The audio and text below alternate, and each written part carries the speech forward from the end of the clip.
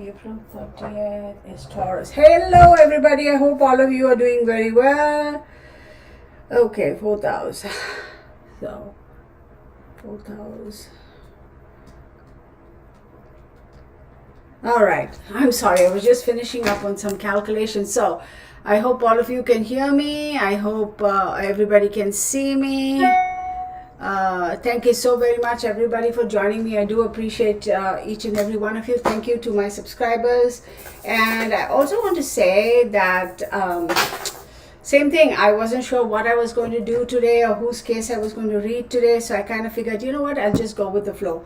And just now, like literally, like not even 60 seconds, maybe 90 seconds, I decided to do this case. That's why I didn't get a chance to put it in the heading, this is for Agnes Robertson Moorehead. Let me put my fancy schmancy, whatchamacall. There we go. How about that? Okay. Agnes Robertson Moorehead. She acted in the Bewitched series or something, or the movie. I don't even know. This is my moderator suggestion, like last minute, what shall I do type of thing. And it was like, oh, all right, let's just do this. Hang on, give me 1 second. Yep, got it. Okay. So before I get any further, let me say, I know, thank you. It was a gift. Thank you. A whole bunch of them though. So today I wore this. I had some meetings, Zoom meetings, and I was like dressed very simply, and I was like, I'm not in the mood to go put on earrings and jewelry and all that today, but I need something. And I put this on and I got so many compliments. I was like, that is so cool. So thank you. Afrohuman, hello.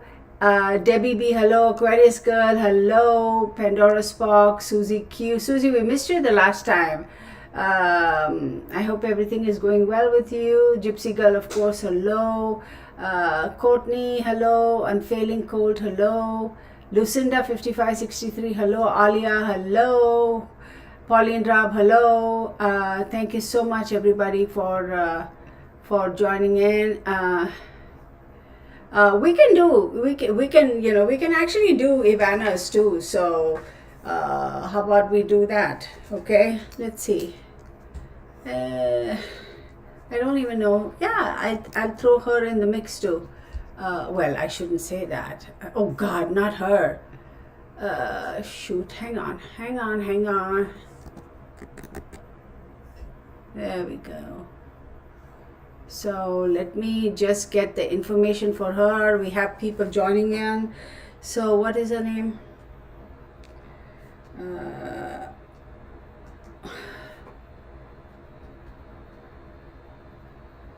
Okay, then she was born, date of birth, date of death, born on February 20th, 1949, died on July 14th, 2022. Sometimes I'm at a loss. I'm like, okay, whose reading should I do? And kind of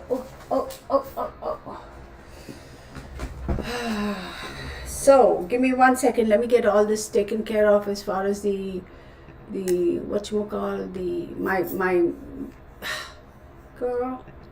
my stuff that I do behind the scenes, correct?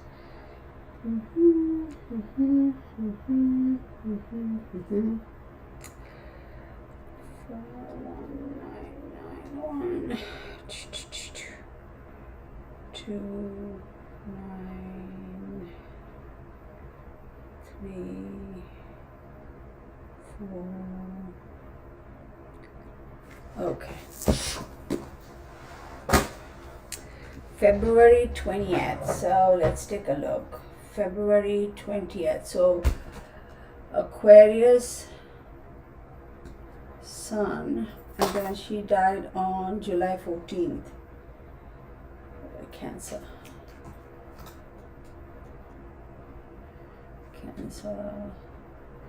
All right, y'all. So 9 and 9, 18, 19, 20, that's 2, 6, 7, 8, 8, 8, 10, 10 plus 27, 10 plus 9 is 19, 19, 29, 30, 31, 32, 33, 6, that's okay. So 1, 2, 3, 4,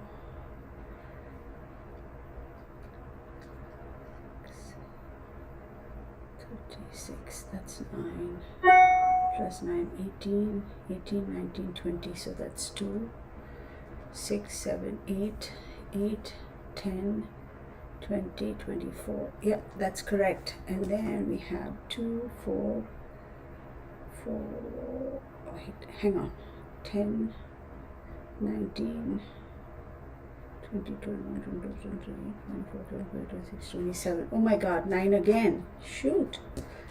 Okay, 7, 8, 9, 10, 11, 12, 13, 14, 14, 15, 16, 17, 18, 8 plus 1, 9. Oh, wow. All right. That's very interesting. All right. Before I get sidetracked any further, let's get on with it. All right. So, who else has joined? The Carriage House. Hey, girl, how are you? So, Pandora, I hadn't, I'll just type it here because, it was the last minute. I'll just, Agnes, and I would put it in the description box later. Because if I try to meddle with it now, then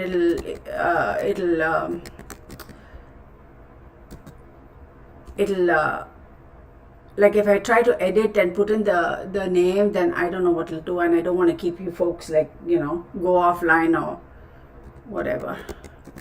After this is done, I will go and fix the heading.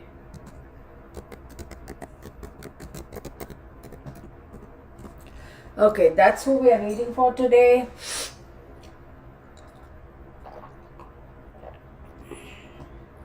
So I just want to say, again, like always, disclaimer, this is for entertainment purposes only.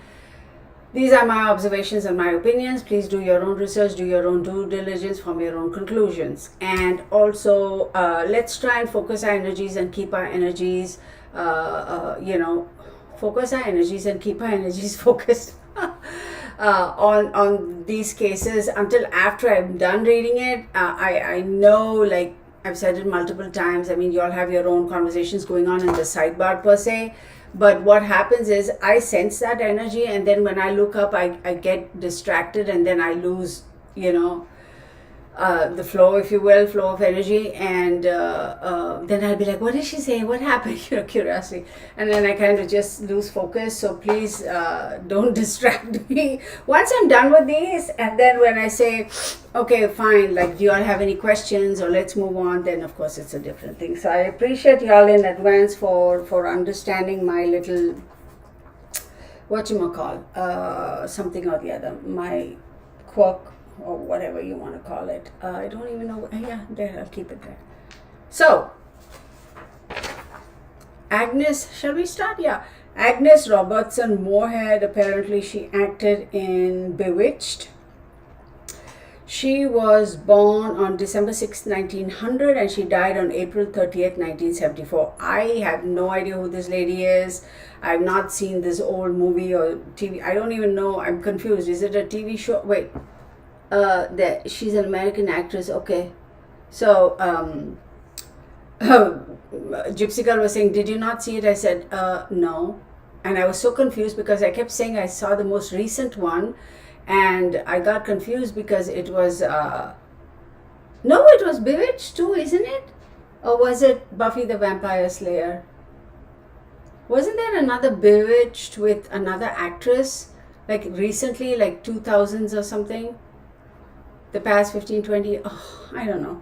So I have no idea about anything about this lady except that she was an actress, and then I'm like, okay, let's go for it. So let us go for it, right? I'll keep this paper here, so I'm sure you folks won't be able to see it, but who else is here? Courtney, can we add Charles Manson? Yeah, we can do Charles Manson. Actually, you know what?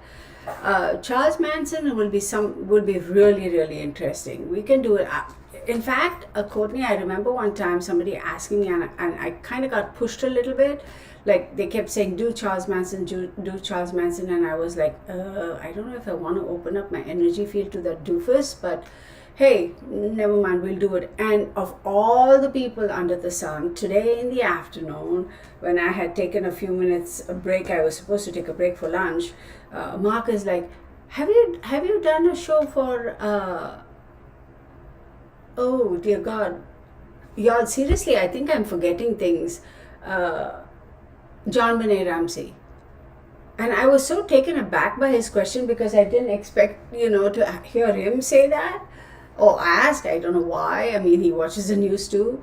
And I said, "No, I haven't." And then he goes, "Well, maybe you should." I know a lot of people have been saying do a reading for her, and I kind of set it aside, and then maybe I will. And of course, Alia now adds a Zodiac killer too. That would be very interesting. That would be seriously interesting. So, okay. So, I honestly don't know about this lady. Oh my God. Agnes. Let's get going. The energy. We need some good energy. Why am I being asked to get this? J X 9. J as in John, X as in Xmas, and 9. I don't know why I was asked to reach out for that, but we will figure it out. So, she was born on December 6, 1900, and then she died on April 30th, 1974.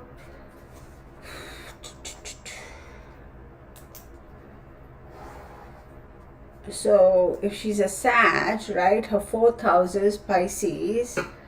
So for Agnes, she's got her 1st house and her 4th house and 10th house. First 1, 4, and 10. Okay, we'll go from there.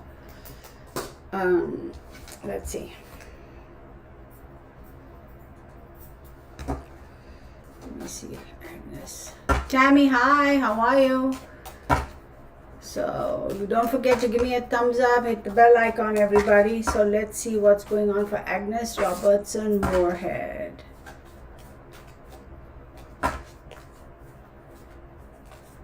Something about her skin though, I don't know what it is, but it's like skin. What I'm picking up is something about the skin. It's not like, it's not dry skin, it's not eczema, it's not psoriasis, but something about the skin, it's like bad. It's like, I don't know if I want to say skin cancer or whatever, but it's like skin. Like I'm being shown an image of somebody hiding all that with a scarf. With those flimsy material scarves, not the see-through ones, the wispy ones. I don't know how you can hide anything with that wispy thingy, but I suppose if you wrap it appropriately, like hiding things with scarves and having scarves here so that, it kind of looks elegant and yet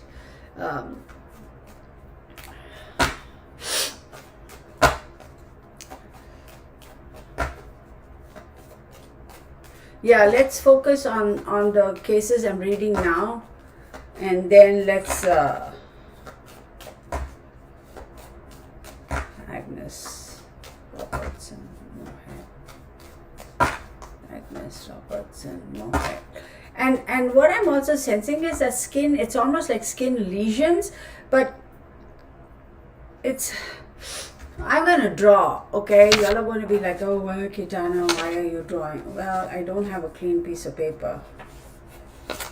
It's like, no, I won't draw it because I don't know what to. It's like raised and it's like a wart, but it's not black. It's like red and blistery and oozy. I don't know what that is. I'm sorry, I don't mean to gross anybody out, but That's what I'm being shown. Okay, let's face it.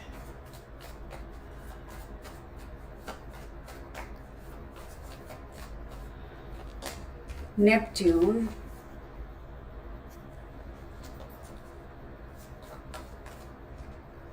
The air card, which is 7, and she's a Sag.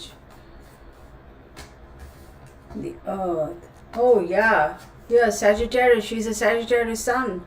Not at all surprised. And she's got water. Very interesting. Very interesting. So I don't know why I reached out to get those little charms, that I have. My nose is itching. Before I started even pulling out the cards, I got J as in John, X as in Xmas, 9 as in the number 9. And Tammy says monkeypox. Tammy, no, I don't think they had it those days unless they called it somebody else. And Pandora's box is cystitis. I don't know what cystitis. I have to look it up. Cystitis. Cystitis. I don't know what it is, but I'm going to look it up. Okay. I'm going to look it up right now to confirm it, and I'm going to regret seeing a picture of it. Cystitis. Hang on. What is it? Oh, that's something else. Okay. No, I don't know what it is, but it's like okay, never mind, moving on. So she's got Neptune, she's got air, she's got the earth card, and she's got Sagittarius. She is a Sagittarius, and the water card. She died in Pisces season. She died I'm sorry, she didn't die in Pisces season. What am I saying? Hang on one second. April 30th. She died in Taurus.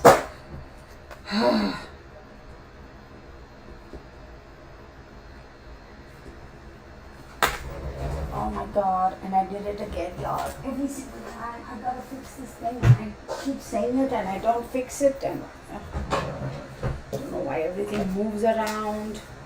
Stay.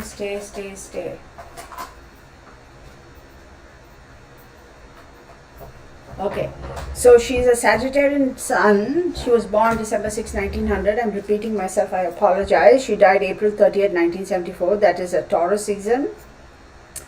Her first house, 4th house and 10th house are active. Her first house is Sagittarius. The first house is all about yourself, right? And the 4th house talks about emotions, home, it talks about home, property, mother, family roots, that sort of a thing. And 10th house talks about career, reputation, morals, and life goals. I will tell you, this lady, she was very, the energy I'm getting is she's very proud of her work. She's very proud of her skills. She's very proud of her talent. She took a lot of pride in whatever she did. I mean, hardworking, and took a lot of pride in whatever she did. That's the energy I'm getting. And another thing I'm getting is very, very cognizant of her appearance. She took a lot of pride in her appearance too. She always wanted to pitch the best. Of course, you can say Kirtana those days, the movie stars, it was all about, appearance. Well, tell me when it isn't about appearance. But there was a certain grace about her. And she really took a lot of care about, her appearance, the way she dressed, and that sort of a thing. Like, not being overly vain, not being vain, or it wasn't from the perspective of vanity. It was just like old school thinking. Like, if you're going to go out in public, you have to project a certain, like, what are people going to think? I don't want to go out, like, be respectful, and old school. Like, remember the good old days, when you got on an airplane, you had to get dressed up, like, not like now with people wearing those wife beater shirts and wearing flip-flops and smelling and nasty. Those days everybody dressed up, and the men wore suits and ties, and the women wore dresses, and of course everybody was smoking in the aircraft too. That's another thing, right? Can't imagine, right? Those days how it used to be so lax. Can you imagine that aircraft, like, stinking of cigarette smoke or cigars or whatever the heck they smoked then? Oh my God. But very, took a lot of pride in the way she presented, how she wanted people to see her, how she, like, her image. But again, not from the perspective of, she's very vain and that sort of a thing. Just, I don't know how else to explain it. So henceforth for her, that whatever that I saw on the skin, it really, really affected her. It affected her psyche. So let's look at Neptune. So Neptune, as we know, rules Pisces, and Pisces is her fourth house, right? So fourth house is what? Emotions, home, family roots, mother, affairs at the end of life. And you have Neptune. Neptune talks about confusion, illusion, and dreams. So right off the back, I can tell you that the cause for her death, and Pisces is the 12th house of the zodiac, which is basically the end of the karmic cycle. So Aries starts off at birth and Pisces is at death, right? So you could say that her death is, there's a lot of confusion or a lot of haziness, doubt regarding her death. Right off the bat, you can tell that. And then she has the air card, which talks about having the gift and the gab, a gift of the gab, being able to speak, very good oratory skills. And then you have the earth card too, which says, very grounded as well. This was a very well balanced woman. I mean, seriously she was. And then you have Sagittarius, which is her sun sign, right? And as we know, Sagittarius is the 9th house of the zodiac. And the 9th house does talk about intellect, right? And higher education, pursuing higher arts, pursuing higher, always in the pursuit of improving, increasing her knowledge and her talents and her craft. And then you have the water card, which is 24, right? Which is 6th house, work, health, discipline, and habit. So I'm not at all surprised that, when she passed, it was under a lot of, like, people didn't know what the real reason was, because there's something that's very much unclear. And then again, considering that the water element is there, I'm going to say, I wonder if it had anything to do with water per se. So what does that mean? Does it mean she drowned? Does it mean that she had I don't know, waterborne illness? Or does she what does that mean? It could be either one of those, and it could also have something to do with anything that is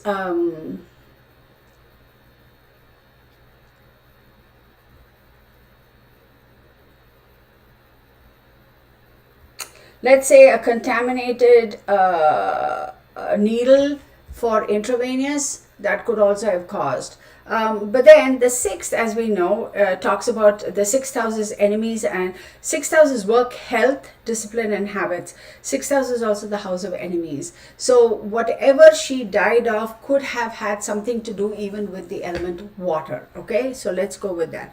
But very active lady, she wonderful person. She really is. Very wholesome, very.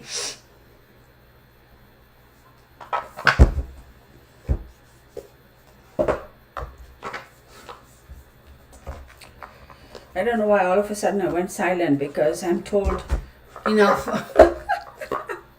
So I don't know if I'm picking up her energy or whatever. And she's like very, I want to say modest. Well, what did I do here? Am I mixing up the cards? Probably.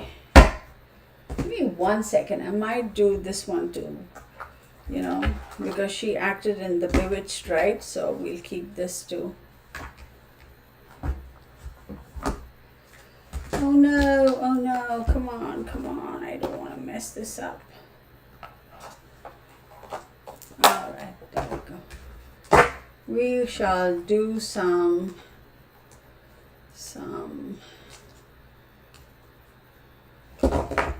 Okay. Y'all, my nose has been itching. Oh my God.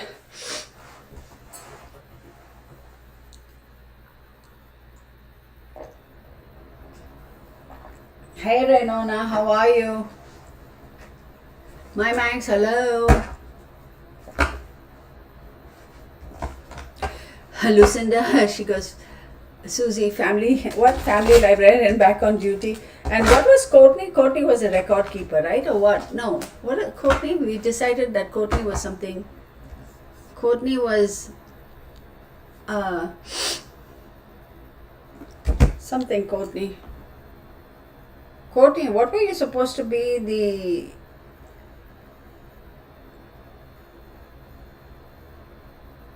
record keeper or the investigator, something, right? I remember that time we were all having a hearty laugh about all that. We should do that. We should assign a role for each and every one of you all regulars. Alia, you are always too polite, Alia. You're very, very polite, very generous. Thank you so much, honey. I do appreciate you. Okay, all right. There's a tone of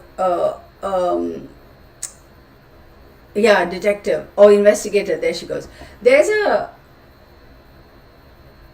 not a tone, but there's a energy of feeling of accepting her fate. That's what I'm getting. It's the weirdest thing. Yeah, Courtney, better than the FBI. So let's see. Show me what I need to see, please. Show me what I need to see.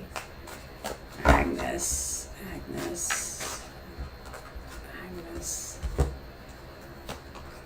Two of Swords. Actually, I'll just, do that.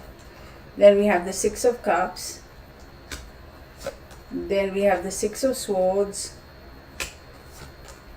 King of Swords, lot of Swords energy, wow. And then we have the Page of Cups. Interesting, very, very, lot of Swords energy. So when we talk about swords, we talk about the intellect, we talk about rationale, the ability to speak, verbal talents, being decisive, being aggressive, being soft, being harsh, the whole spectrum, cerebral. It's all about the mind, right? So we have the Two of Swords, and the Two of Swords does talk about travel plans. So again, it's so odd that card falls, and I picked out exactly 5 cards. What are the odds?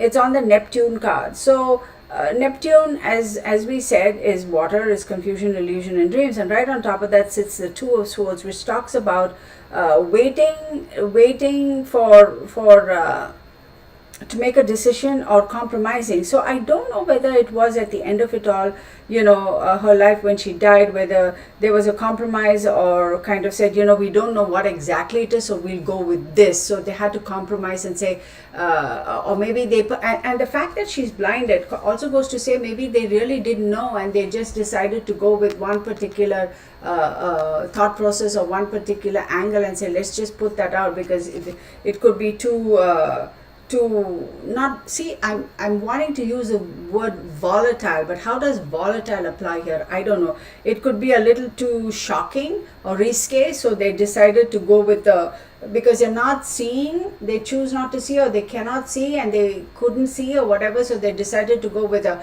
mainstream cause of death. There's something about a death that is very much hidden and unclear.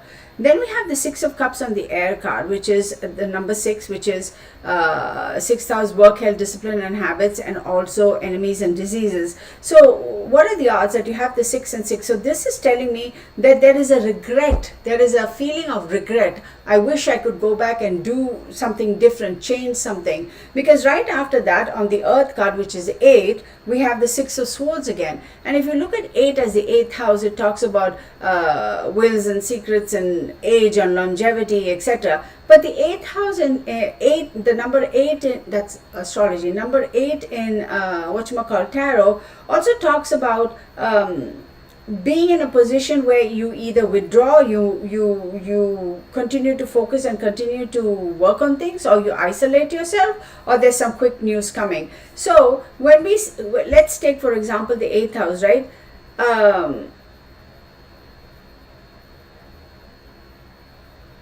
I think there was a understanding and acceptance that her life was not going to be like the longevity of her life. How old was she when she died? She was born in 1900 and died in 74, which is 74 years. So there was an acceptance that she wasn't going to survive it, or she wasn't going to live for long. But there's also an element of I wish I could, like after the 6 of Cups, which I said was regret, about something, maybe gone somewhere, done something, or not taken a necessary action or whatever. It's like I wish I could change things. I wish I could have moved away. I wish I could have done something different. I wish I hadn't gone there. I wish I had left. And also an acceptance of the fact that because of this situation, that I think she knew much before she died that her life was like, she was not going to have a long life, whatever it is, either related to her health or whatever.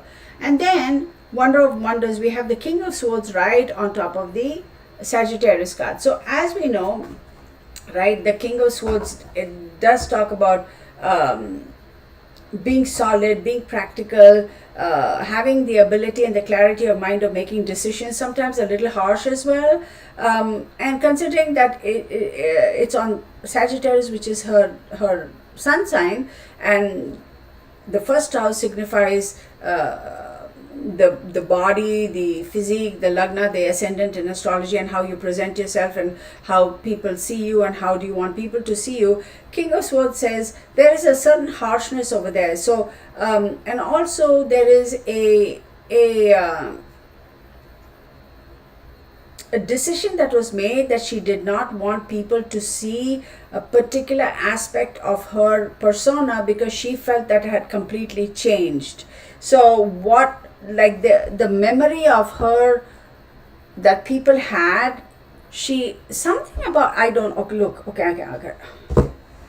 Something about, I want people to remember me like that time.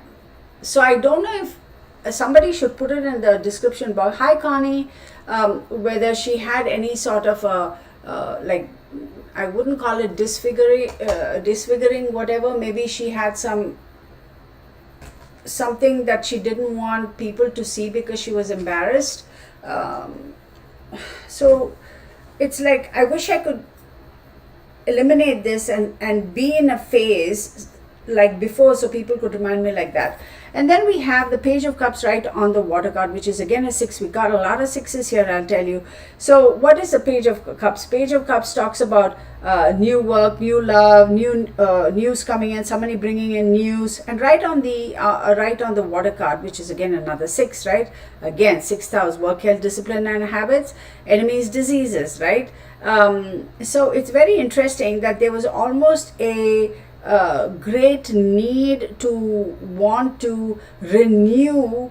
I'm going to go so far as to say I wouldn't be surprised if she, I don't know y'all, okay, she died in 74. I don't know whether she might have had, you know how those days, okay, again, I don't know. I don't know whether they had chemotherapy was so popular then as it is now, not popular, like mainstream medicine as it is now, or whether they just had a situation where they were constantly like how shall I say, like blood infusions, right? So I feel like there's something like that, and it was always like, yeah, we'll give you something new. So hopefully, you know, when you go for oh my God, I'm struggling. When you go for dialysis or whatever, or when they go for chemotherapy or whatever, not chemotherapy, yeah, I suppose, whatever they do, y'all, where they keep giving you blood and they take out the other blood and they clean it up and put it back or something like that. You know what I'm talking about? I don't know anything about medical stuff. So I feel like they were constantly wanting to give her blood infusions or something like that.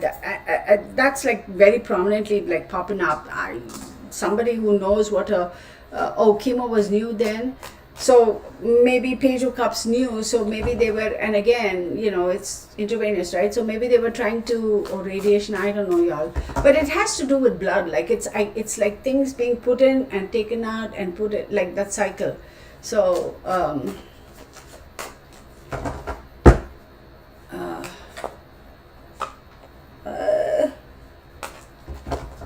I took out this one, just because this is the one. Oh, come on, focus, buddy. The Modern Witch Tarot. Just because, you know,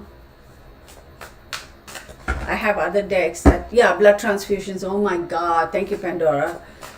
Chelation. Okay, is that what it's called? Thank you, Susie Q. I had no idea, y'all. I was struggling with these words. Like, I'm being shown things and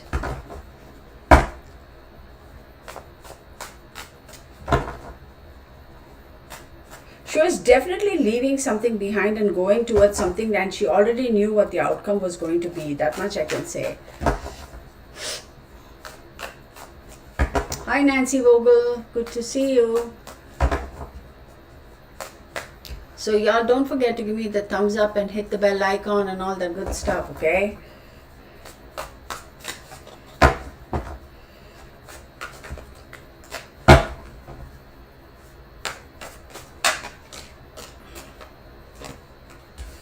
So we have the Devil card, then we have the Knight of Wands, the Ace of Cups,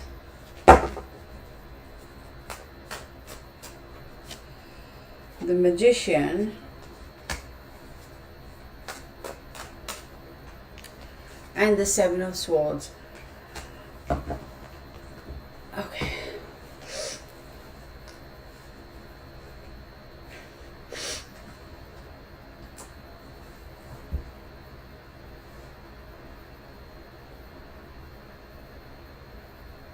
Capricorn, she's a Sag, that is the second house, values, talents, possessions,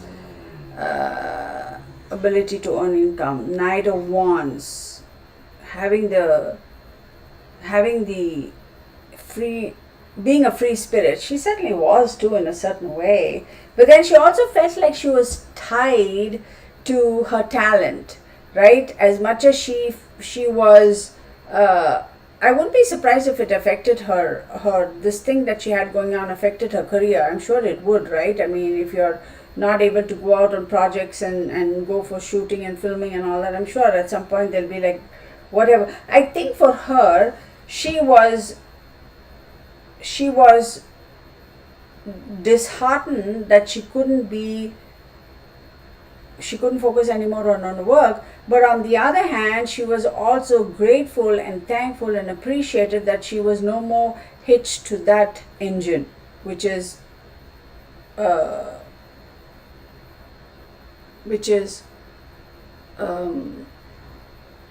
these production companies, right? Or the like, what do they call, MGM and whatever they are called, y'all, the movie makers, the cinema makers, what do they call those big companies? So she all felt like she couldn't, she was glad that she wasn't tied to it, but then again, she still had the energy to do it, but she I think they might have said, we are going to have to cut ties with you because you're not marketable anymore. That sort of a thing. I think that really bothered her, because that shows that, which is right under the Six of Swords here, it shows that the Ace of Cups says an overwhelming amount of emotions, like feeling like very saddened by that. In a way, she was glad that she didn't have to do it, but it also did upset her that they said she was not marketable or whatever. And then you have the Magician card. I do believe that she might have reached out to try to for alternative therapies, because it's back to the first house, alternative therapies, and I wouldn't be surprised if she also tried to reach out to, I wouldn't say alter a persona, but try to revamp or something, like, either through makeup or wearing a certain type of clothing or something. What I'm sensing is there was this great need to not show to the public what she really looked like. I don't know why. Why did she want to hide her appearance though? Not like wearing a mask and all that, and not like Michael Jackson, all that stuff, not like that, but there's some sort of a thing, and she wishes that she could change it and present a different her. And then you have the Seven of Swords, and the Seven of Swords is right under the Page of Cups over here, which it talks about betrayal. It talks about, I think I'm betrayed by this whole process of whatever the movie making industry or the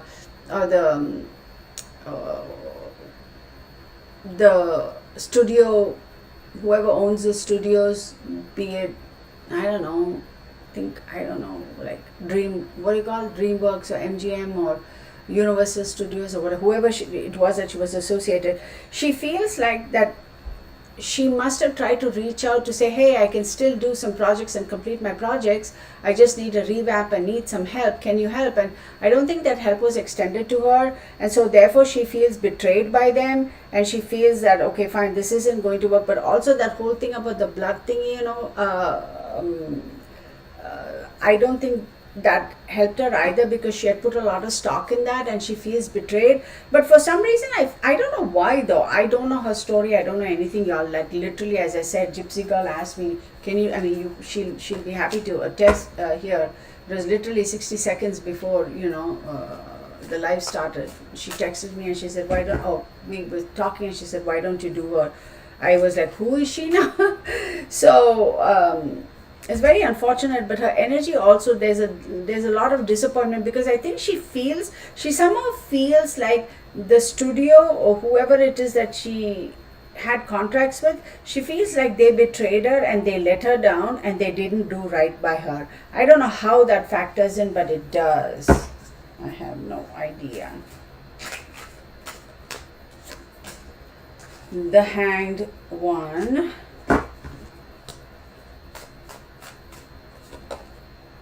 A lot of swords energy. Why is this lady getting so much of swords energies? Sword card. Oh, see, here you go. 4 of swords again. 4 of swords, and behind it was this guy, 5 of swords.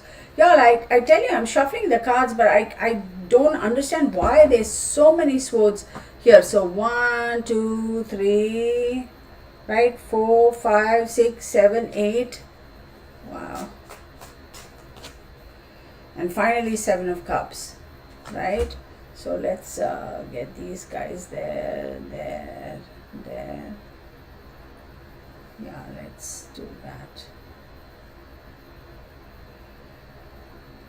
So the Hangman, as we know, is Neptune again, and right on the Neptune.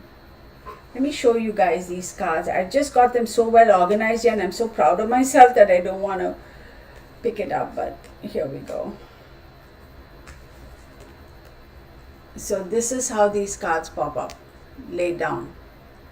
So you have Neptune on top, then this is the 2 of Swords, then you have the Devil card, and then you have the Hangman.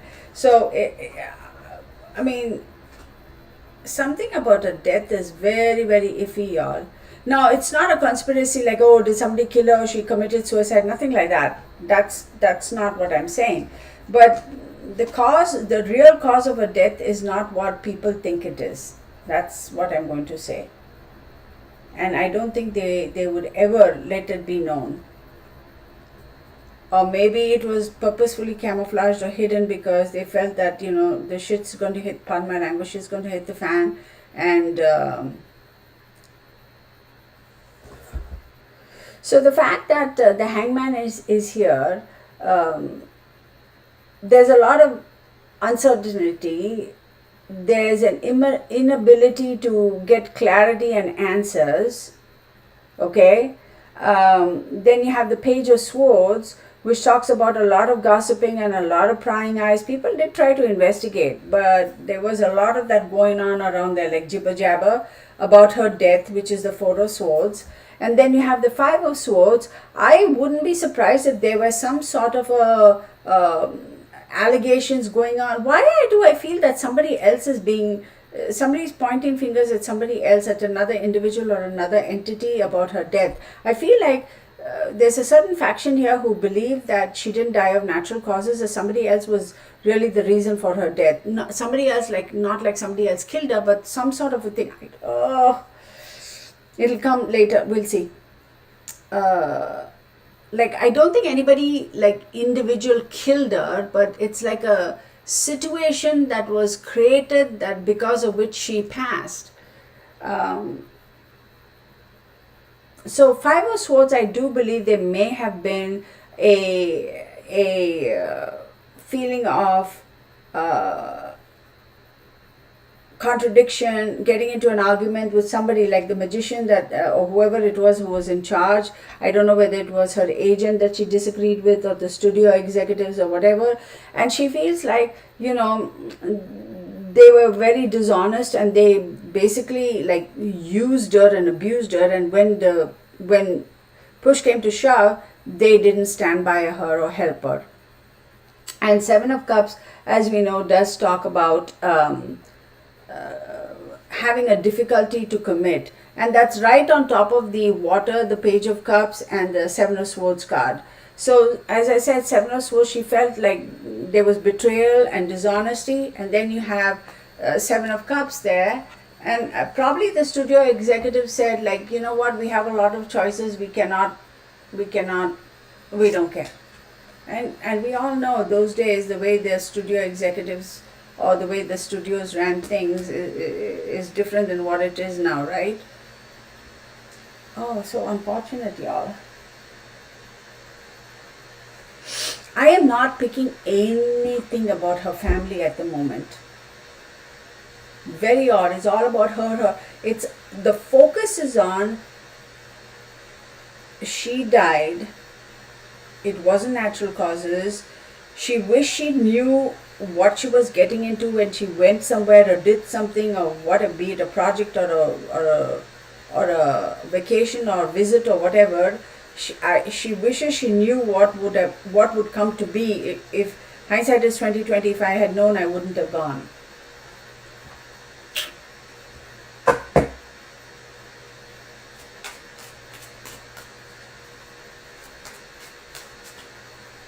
Wow. Wait, I'm missing everything. Wait, whoa. I'm missing everything. Okay. So, okay, I don't know. Somebody said here, I missed a lot of conversation. John Wayne was in that movie too, and he died of cancer. Well, I didn't know. Obviously, I don't keep up with all of that. Oh, okay. Gypsy Girl is saying, oh my gosh, she thought she... Wait, who had said that? Somebody had said that it was cancer. Oh, wait. From a movie set and said others they got sick. Oh, wow. Oh, My Max 100 says, I read that she was concerned from the beginning about the site several atomic... Oh, shoot.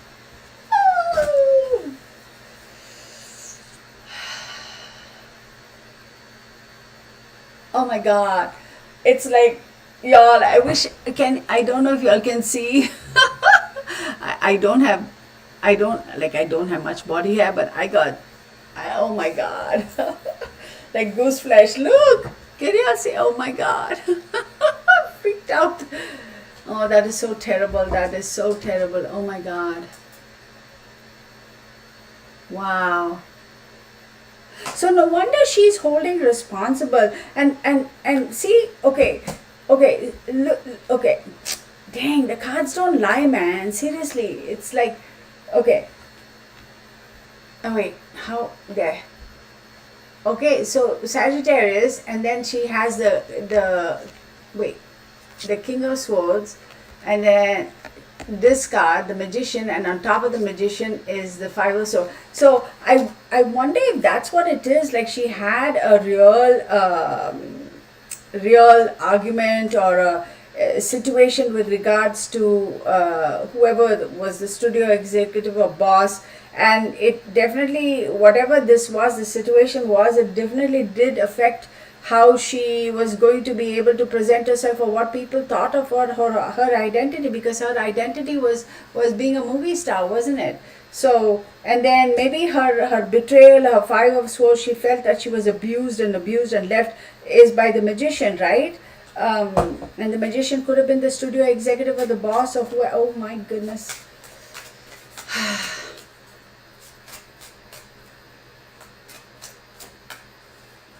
Wait. Susie says 200 other people on that film died of cancer. I had no idea. Wow. Thank you, Gypsy Girl. Oh my God. I want to go and see what this... Gypsy Girl, you picked a good one for sure. I want to go and see this movie, y'all. I seriously want to see this movie. It's like freaky.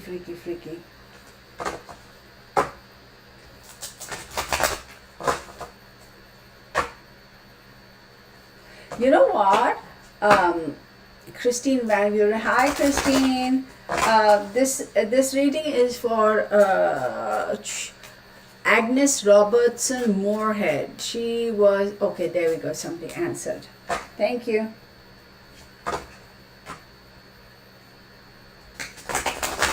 Oh, that was my Max's info. Okay, thank you, Susie, for clarifying that. Thank you. You know what I want to do? I'm going to pull some you know what? I'm going to stop this. I'm going to leave this right here. And then I'm going to quickly pull some cards. I don't know which deck to use. Let me use this deck and see what I get for this, for that particular movie. Okay, can somebody tell me the name of the movie, y'all? Like, just type in the name of the movie. I'm going to get another deck really quickly. Yeah, I'm wearing a really short dress.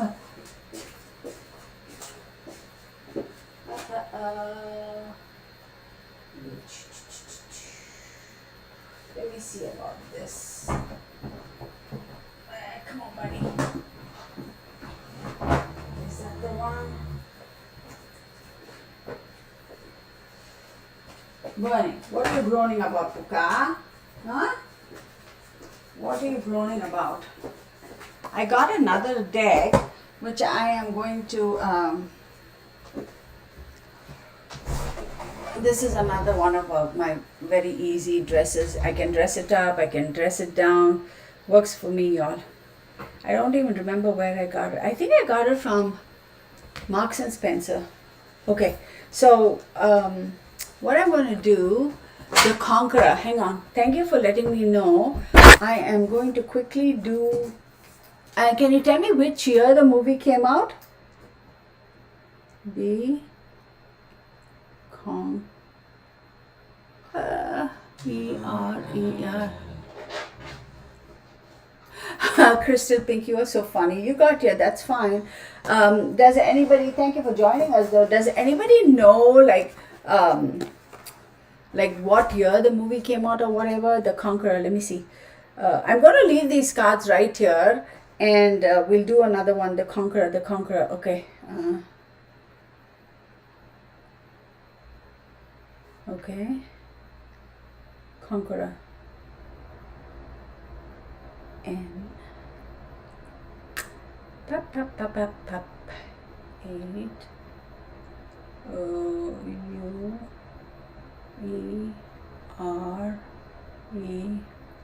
Okay, let's see. Does anybody know when that movie was released or such? What the heck was that noise? Okay, so 10, 15, right? 15.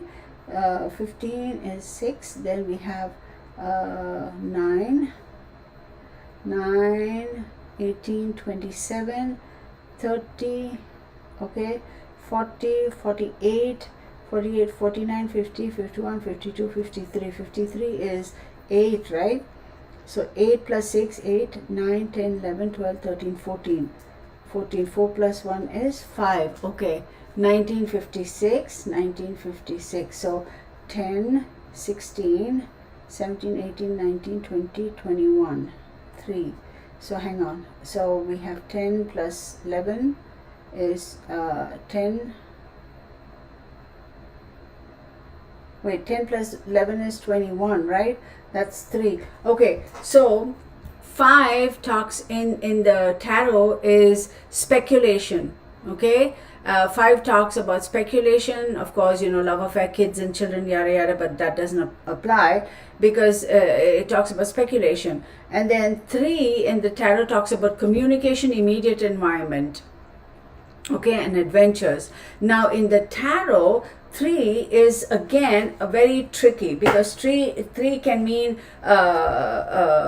like, for example, think about this, it's craftsmanship, it's support, it's having people around you, it's collaborations, it's teamwork. Then it talks about having the ability, again, teamwork, having the ability to expand, having the ability to, for a group of people to come together for a common cause, right? Or for the benefit of a common cause or a common, or a particular person. Now, the 3 on the other hand, the negative side of 3 is heartbreak. It talks about divorce, it talks about depression, it talks about loss, it talks about surgery. Correct? Now 5, as we all know in the tarot, is a very contentious thing. Whether you look at 5 of Cups, whether we look at 5 of Wands, whether we look at 5 of Swords, whether we look at 5 of Coins, any which way you look at it, it's arguments, it's dissension, it's feeling loss emotionally, feeling loss financially, it's feeling a lack of, what's the word? Loss in terms of physical endeavors like challenges and obstacles, etc. And it also talks about abusiveness, violence, that sort of a thing. It's loss, number 5. It's odd that the Conqueror is 5 and 1956 is 3. Is it odd? No, it's not odd. Why did I say odd? So here we go. I'm going to use, what did I do with the deck? I just got it. Okay. Y'all, let me see. I don't know if I want to use this, but we will. Come on, let me just open this. Again, for those of you who are asking me what these cards are, oh my god, y'all. This is very avant-garde type of a deck. I'm going to use this.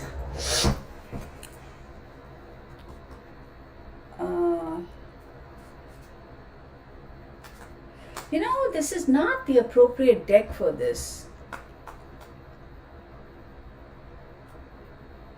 It's not the appropriate deck for this. Or is it? Actually, let me do an overall energy card. Hang on, y'all, because now I've stopped the thing for her, and I'm going to do a quick one about the movie. Let's get an overall energy for the... As I say that, I get 2 cards, the World and Judgment. Okay? And then, let's do one more thing. Let's take this a step further.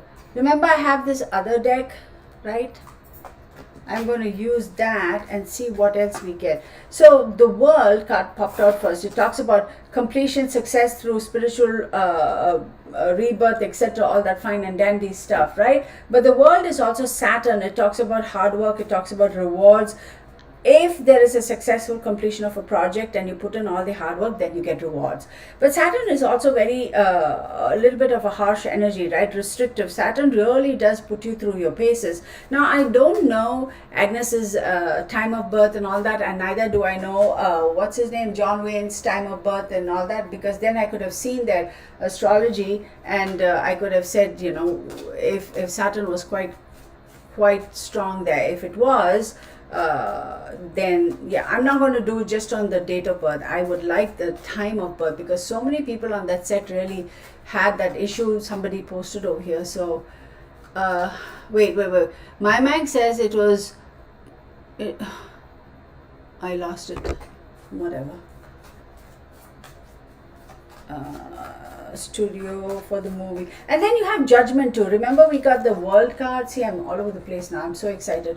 And then you have Judgment. So what that is telling me, so the World card is Saturn, and Judgment is Pluto. What is Pluto? Pluto is about change. Pluto is about release, rebuild. Pluto also is big changes, big energies, and long-term effect. Pluto, it's not like fleeting changes, right? These are changes that are going to last for a long time. Hi Francis, how are you? Raynona, hi. Elizabeth Anguiano, hi. Okay, let me see. Scorpio, Pluto rules Scorpio. Okay, so we have that. Let's do one more. Oh, and we have Aries, right? Oh my God. This is weapons, god of war, that sort of a thing. Y'all, somebody here said it was a testing site or something. Look, this is war, this is weapons. And Pluto, right? Change and rebirth, something coming to an end, right? It's erasing something so something else can start. And the Judgment card. So, Saturn, Pluto, big changes. war, ammunition, Pluto. What is eighth house in tarot, right? The eighth house talks about, of course, as we say, death, will, secrets, regeneration, finances, whatever. And then eighth house also talks about the age, longevity, the age. And Scorpio is the eighth house. Oh my God. Y'all, this is some freaky shites, y'all.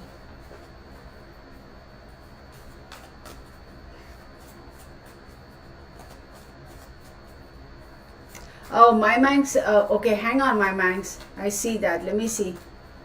Yeah, don't worry about the times. I'm not going to get into the astrology of it. Hang on.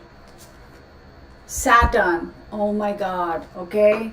So y'all, I can completely understand. Like, yes, that whole thing about that movie, that site, whatever. Hang on. Yeah, this is crazy, isn't it? Like how the cards turn. Or give me 1 second. John Wayne. I just want his real name. So, what's his? Let me get his real name. And of course, I've run out of paper, but never mind. So, I'm going to use his real name. Okay, Marion. Actually, I'll do both. Robert. Oh, his middle name is Robert and her middle name Agnes Robertson. Think about that. Robert Morrison. Oh my God. Morrison. So her name, last name is Moorhead and his last name is Morrison. Is there any whatever? So he was born on May 26th, 1907 and he died June 11th, 1979. Okay. Let me get out of there. Give me 1 second, y'all. Let me figure this one out. So, yeah. Come on, buddy. So, Marion. So, that's going to be...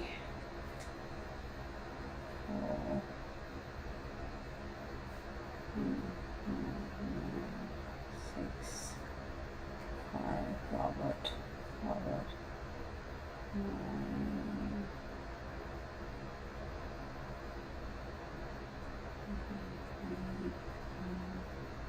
9, Morrison.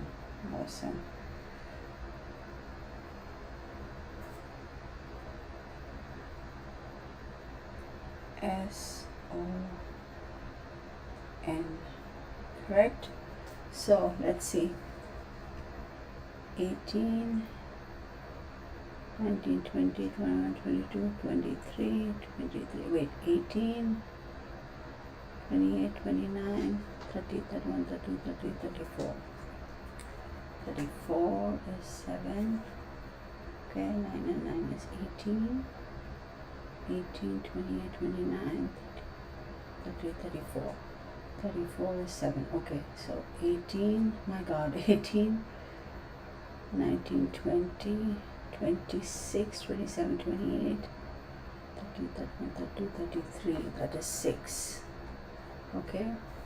Then 27, 37, 37, 47, 48, 49, 9, 10, 11, 12, 13. That's 4. So that's 10 and 17, 7 is 8 house. Okay. And let's take his name as John, Johawayne. Let me try that.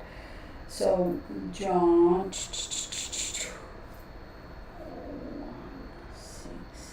8, and Wayne, 5, 1, 7, 5. So, let's see. We have 10, 15, 20, 28, 30, 37, 38, 39, 40, 41, 42, 43. That is 7. Okay. So we have 5 and 7. And his date of birth is 5, 6, 7, 8, 9, 10, 11, 12, 13, 14.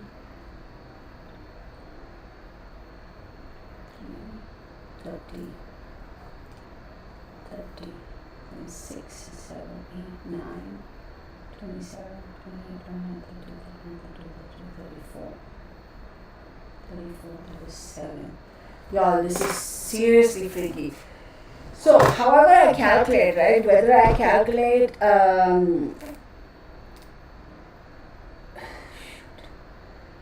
whether I look at his name as John Wayne or whether I look at his name as Marion Robert Morrison, 3 and 7, pretty,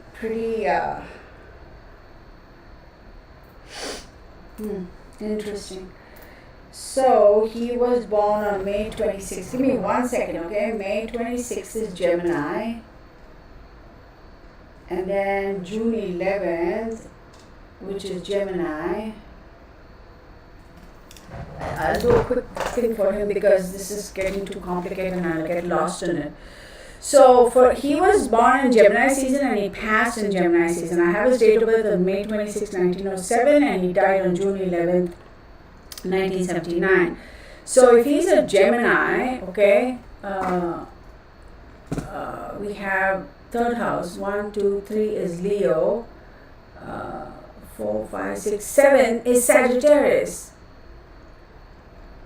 His third house is Leo and his seventh house is Sagittarius. And she's a Sagittarius sun.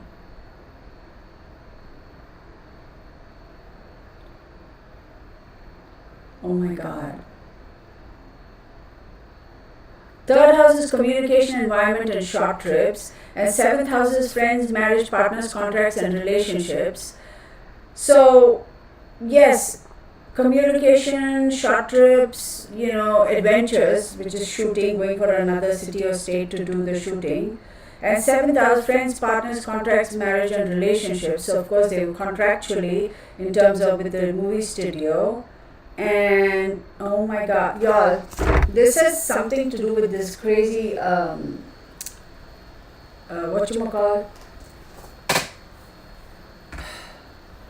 place, y'all. Like somebody posted over here. Oh, really, Courtney? I didn't notice, honey. Oh, I didn't see. I'm just now seeing. Thank you, Susie. Thank you, Courtney, for bringing it to my attention. Sherilyn, we are doing Agnes Robertson Moorehead, and we kind of segued into a particular movie and into John Wayne, so you have to go back and look at it. Y'all, you know what? I'm actually running out of cards because now what I'll do is I'll set this aside because I'm so drawn to pulling some cards for him. I'll go back to my, my old faithful over here, and I will pull some cards just for John Wayne, y'all. This is like seriously freaky business. Like no wonder she didn't want to talk about any of her family or friends. I don't know any of that. I'm not being shown any of that. Remember I said, I'm not seeing anything about her family in the cards as yet. So maybe that's why, because she's like, I don't need to talk about my family. Let's talk about this. That's why it's that work thing that's popped up so much. It's so bizarre, but unbelievable. Unfreaking believable. Okay, come on, that's it. Right? And I'm trying to keep my cards nice and organized and just for you guys, let me do this. Let me see if I can get a picture of this. Simply, I got some messages. Oh, okay. Thank you, Gypsy Girl. Shoot. Oh my God. Can I just get my camera? So let me see. Okay. Okay.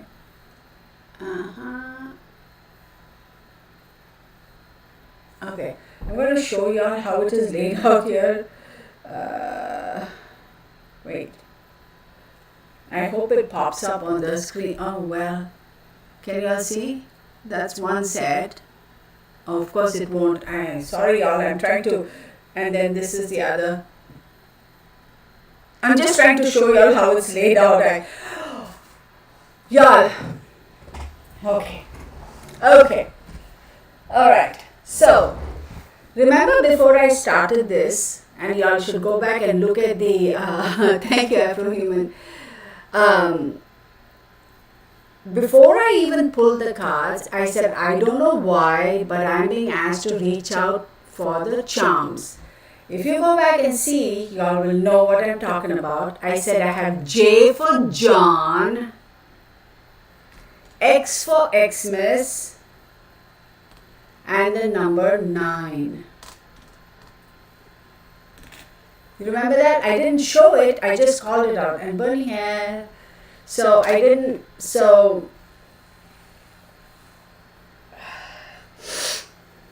when they start talking, they start talking.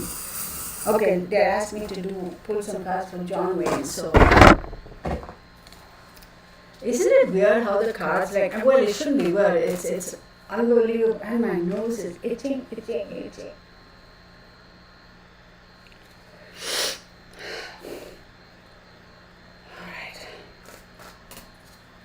So show me what I need to see about John Wayne Play. Show me what I need to see about John Wayne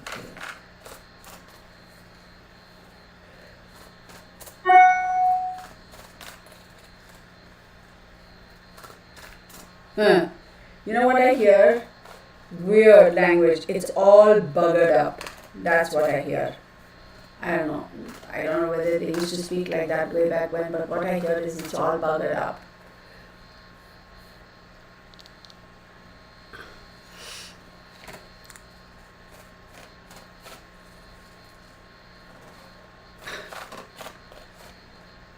King of Wands, action. Well, clearly he was an action hero. Where did this come from?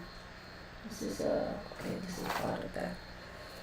I wish I had one more deck of this. I have 2. Maybe I'll go and get another one. I could have used it right now, but Pandora, thank you. Then I have the Empress, okay? I'm taking these 2. The Strength card. Wait, he was a Gemini, right? And then I have the Emperor. Wow, y'all, this is crazy. So I have the King of Wands, right? I have the Empress card. I have the Strength card. And after the Strength card, I have the Emperor card. If a Gemini card pops up or a Sagittarius card pops up now, because I'm going to pull 5 cards, I'm about going to lose my shites. I know my nose is itching. Exactly, that was my thought way back in the beginning. Because from the moment I started doing this, I don't know why my nose is itching, and I thought about it, bewitched. Isn't that funny? Well, who knows, y'all, how they... so somebody said God mode, so did y'all have some audio thingy? Did it echo for any of y'all? Show me one more card. This one, they say. Knight of Cups. Wow. So for him, I have the King of Wands. King of Wands is all about taking action. It's all about being bold and bright and, being, outgoing and social and taking, well, he was known as the action hero. So being bold and powerful and charming and courageous, he was all of that on screen, wasn't he? And then we have the Empress card. Now, the Empress card is Venus. It talks about comfort, love, security. It talks about having the luxury, the abundance, the bountiful, beautiful stuff in life. And then you have the Strength card. Strength card, as we know, is a Leo card. It talks about, balancing your head and heart, having courage, not beating your heart over its head, that sort of a thing. And also the Strength card says sometimes the way it shows up, it could mean that there could be a tussle of power, and also it could mean that, lacking power, lacking the ability to find the balance between ego and will, finding the balance between the head and the heart. And then we have the Emperor card. The Emperor card is a Aries card. It literally means somebody in power and position. And who rules Aries? It's Mars. So I wouldn't be surprised if that is the studio head. And then you have the Knight of Cups. Now, I don't know who the Emperor's card is, because Gemini is Mercury. And wait, I said third house for him, right? For him, third house is Leo. So Leo showed up. 1, 2, 3, 4, 5, 6, 7th house is Sagittarius. So Leo showed up. Now I want to know who the Empress is, because the Emperor card we know could be the studio executive. So what this is telling me is he has been watching the oh wow, okay. So he has been watching and observant and knows of the tussle of power between the Empress and the Emperor. I wouldn't be surprised if the Empress, she is showing up as the Empress here as the main character or whatever. There's an exchange of power over, struggle, like butting of heads, because look, this is how it shows up. So this is the first card, this is the middle card, so, and this is the last card. So either she's fighting with the chief or the head of the the thing. There's definitely a power struggle there. And the Knight of Cups, right? So the Knight of Cups talks about coming up with a charming proposal and coming up with a solution, an emotional offer, trying to kind of subdue everything. But for her, she got. Let me pick up these cards. Remember, she got this one. The Page of Cups. See, the Page of Cups, right? And here you have the Knight of Cups. I wonder if they tried to escalate, because I'm sure he must have also voiced his feelings or his opinions and said, hey, something's not right and things are not working out very well. And so they might have stepped it up to help, they might have made her a small offer or tried to appease her, but for him, they kind of really stepped it up. But here too, I believe that there is a very, very strong. I don't know if he was into alcohol too. Was he a smoker? Sure, but alcohol, I don't know.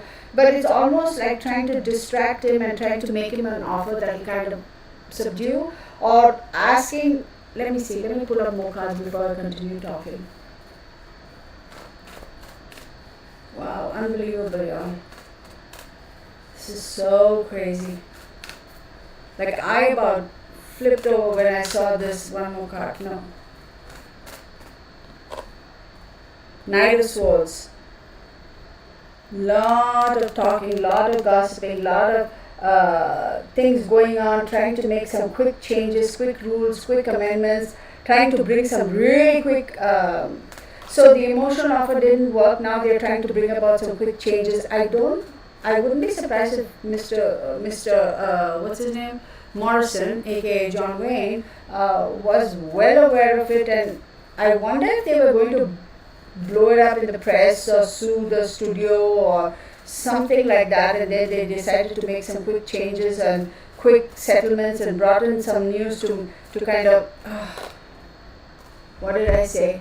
They were going to go to sue them or whatever, and then you have the Seven of Wands. Shit. And the Seven of Wands does talk about protection against competition. So I wonder, it could be competition as in with another studio, or maybe there was a tussle saying that, sell the rights to somebody else.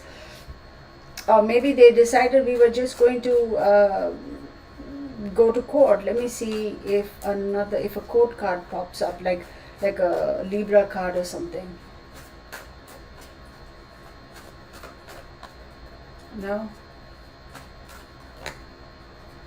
Settlement and death. Oh my God, we have another money, lot of money involved, and then you have the death card, right? Death card is change, rebirth, etc., and it is Scorpio.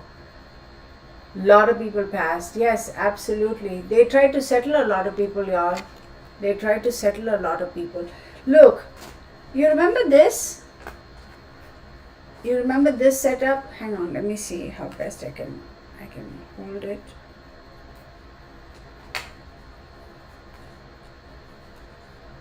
Trying to You remember this setup for the studio, for the movie I did?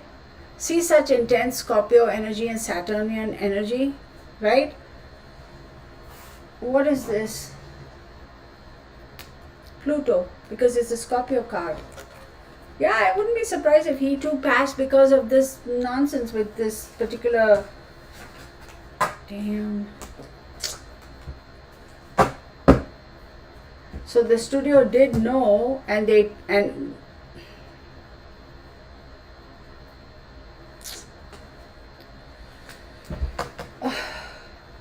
I'm gonna remove these, okay? I'm gonna remove these, and let me see, give me one quick second. Let me put these away, and let me take these cards. Okay, is this the new bunch or is it the old bunch? That's the old one, okay. Give me 1 second, okay? Let me.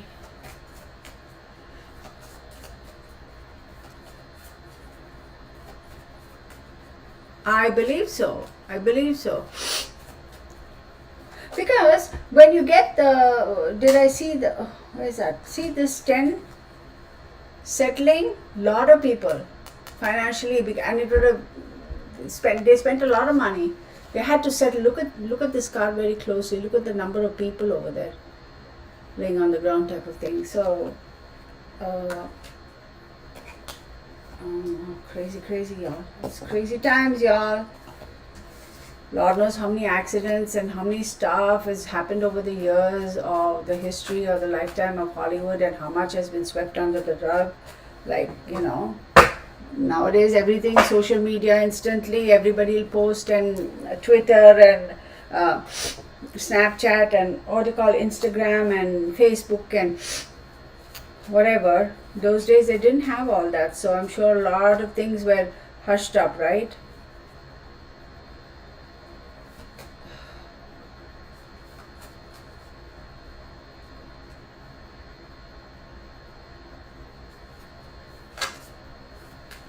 Give me 1 second. Capricorn, I pulled this for John, Mr. Wayne, Mr. Morrison. Capricorn, now Capricorn, he's a Gemini, right? So 1, 2, 3, 4, 5, 6, 7, 8. 8th house. So 8th house talks about will, secrets, death, regeneration, finances, etc. And 8 and Scorpio is the 8th sign. So Scorpio stands for death, change, rebirth, etc. Okay, so his 8th house, Capricorn is in his, no wait, 1, 2, 3, 4, 5, 6, 7, 8. No, 1, 2, 6, 7, 8. 8th house is Capricorn. Okay, so yeah, age. 8th house in astrology is will, secrets, occult, death, regeneration, finances, and age. So y'all, okay, hang on. 2, High Priestess, ruled by the moon. There's a lot that's hidden over here, and it also says take it easy, don't rush, no quick decisions. Now I'll go back to this card, this deck, and see what pops up. The High Priestess is intuition, it's memory. The moon, it's ruled by the moon. It's something remains hidden, don't rush. Somebody maintaining records behind the scenes, right? 3 of Pentacles, the Chariot. Give me one more card. One more card. What else? They give me 2. The Fool card, the 8 of Cups. One more card.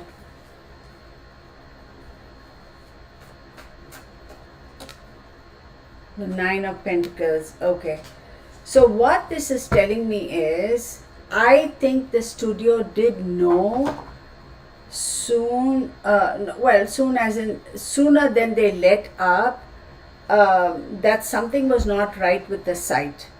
But it was kept hidden. Three of Pentacles talks about for the sake of material gains and for the sake of business, right? Because three is multiple people involved, lot of people, multiple people as in teamwork, collaboration, etc. And for the sake of business, they decided to keep things hidden and quiet. The Chariot card, okay, as we know, is Cancer. It's also the moon. It talks about paying attention to detail, but most importantly, the Chariot card talks about managing the energies and staying focused so that you can reach your ultimate destination. Keep your eyes on the road. Managing, staying focused, right? Finding the balance to continue to the project, because the Fool card pops up and says, it's Uranus, right? And what is Uranus? Sudden changes and shocks. It says we cannot afford to make sudden changes now and start new, start afresh, and we cannot afford to walk away from this. So there's no way, even though somebody may have suggested, let's just end this project and right now before we invest any further, like clean the slate, right? Make changes, right? And let's, of course it would have been sudden, let's make some changes right now, stop this and start afresh, start somewhere else or find another location. Now we all understand about location shooting and all, they have to get the permits and whatever. So they said, no, we cannot. We are going to walk away from this particular, like we're going to just walk away, meaning like we're just going to ignore it, walk away. Yeah, you'd say like walk away as in leave and go. We can't afford it. We are not going to walk away. We are just going to walk away from this glaringly obvious situation that we should technically walk away from, but we are not going to. We are not going to walk away from it. Rather, we are going to continue down, because the Nine of Pentacles talks about for the sake of luxury, financial gain, of course, luxury, self-sufficiency, financial gain, social pleasures. But for the sake of financial gains, we cannot afford to walk away from this drama, from this thing. Okay, I'm done with that. I'm not going to look into that anymore, because it's like I'm going down. I feel like I'm going down the rabbit hole. All for the sake of money, of course. It's all about profit and loss. I mean, it's all about profit and loss. I mean, think about it. It's all about the stock market, the profits, the losses, the studio executives getting paid multi-gazillion dollars in shares and this and that, depending on how they negotiate. And profit and loss, they don't give a flying. This is all collateral damage, whether you're John Wayne or whoever. It's collateral damage. They like, yeah, whatever. I mean, today is John Wayne, tomorrow it'll be somebody else. For them, it's. I hate to say it, but really, in all honesty, if you think about it, it's the actors and actresses are just worker bees, right? If it's not this guy, they'll find another guy. If it's not that guy, wait a year or so, some other person will pop up, and somebody else who looks. I mean, think about it. How many times have certain movie stars and actors, because of the fact that they spoke out or they were a little this or little that, they completely their profession, their career just vanished, right? It just disintegrated, because they don't give a flip. Hey man, you want to speak up? I mean, if you're not going to hush your mouth, we just won't hire you again, because if it's not you, there'll be somebody else better along the line. So you're expendable, right? So, okay. Yeah, Gypsy Girl, it's a big rabbit hole, no doubt. All right. I don't think we have had one this crazy for a while. I mean, the fact that the cards pop up like that, y'all, is what blows my mind. It's like, how it kind of just lays out. I don't know. Let me see if I can focus on her to get back to her.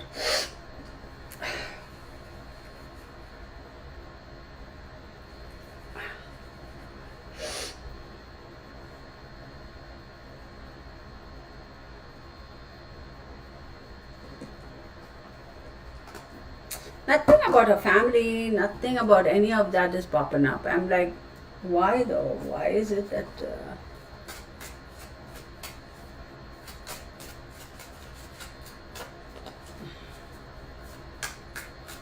No, let me just take one card for her and do this.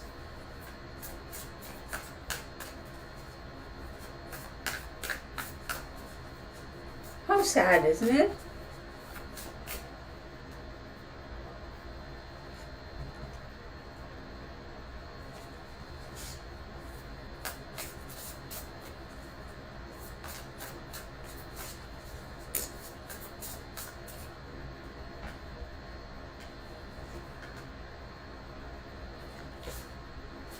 So this card popped up, but it came out in the reverse, and I had to check whether I was holding the deck in reverse, but this actually came out in the reverse.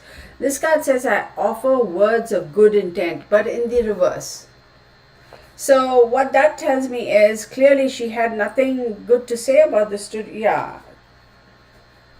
Oh, there are some cards in reverse in the deck. That's okay. I'll take them as they are. I'm not going to change them. So it clearly says that she has nothing good to say about, with regards to the studio or the whole situation that transpired. So it's like losing the confidence and the hope, and losing the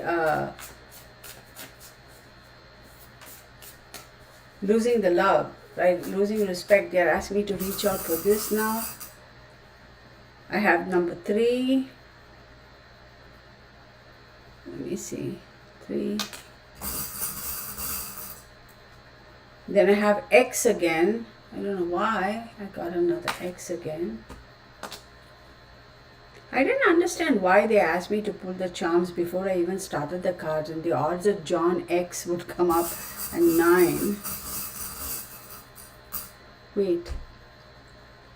He was born in 7 and she in 1900. He died in 79 and she died in 74. Okay. C. I don't know who C is. Wait, is that the movie? The Conqueror? Oh, come on, man. Oh, dang it. There, C. So 1, 2, 3, 4, 5, 6. One more. Z. I don't know what that means, y'all. Sometimes I know, sometimes I don't. I don't know why they have me pull those things. Pull those charms. Let's get some more cards for her. See what comes of it.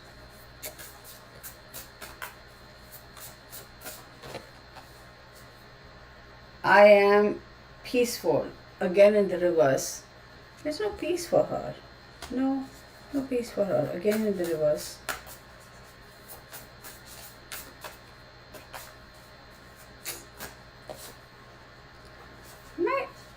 See, I had to check. No, some cards are in this reverse and some are upright in this deck. So this came out in the reverse again, and this says, I communicate with compassion. My God, I feel like emotionally she's completely blocked, y'all. And see, and I'm not surprised, and I'll tell you why. Because she's got so many swords cards here. Okay, let's count for a second. A lot of swords energy here. She's got the 2 of swords. She's got the 6 of swords. She's got the King of swords. She's got the King of Swords, 5 of Swords, 4 of Swords, Page of Swords, 7 of Swords. A lot of swords, and then she's got the Air card over here. So I'm not surprised that she is very dissatisfied and very unhappy with the whole thing. Wow. All right. Let me see. Let me take this and just. What do you want me to do? I am a bit of a loss. But, okay. Let me understand. Wow. Oh, no, I'm not taking those. Those are way too many cards. All right.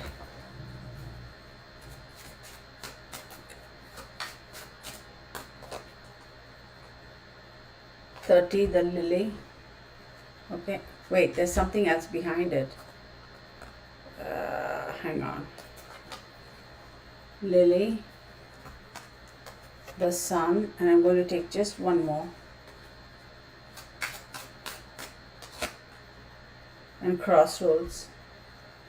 So let me see what this is. Okay, give me 1 second. The lily, as we know, talks about, I'm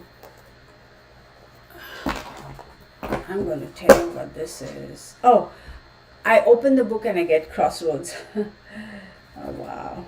So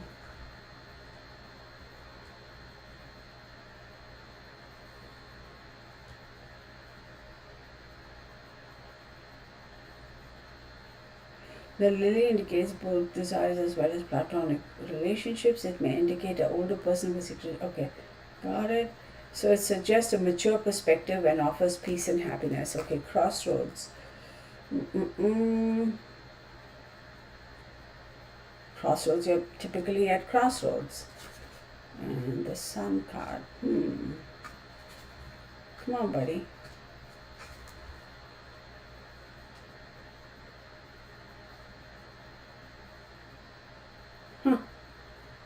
Success can bring great. Okay, the sun card is the same thing, but I'm surprised that we have this order. It's like I don't understand why these cards popped up. So let me get this one out. No, I'll go back to this guy. Lily is maturity. Again, to me, it symbolizes, something coming to maturity and dying. And the crossroads is literally crossroads. It's like being in a quandary, trying to figure out what is the right route to take. And the sun card for me is a yes card.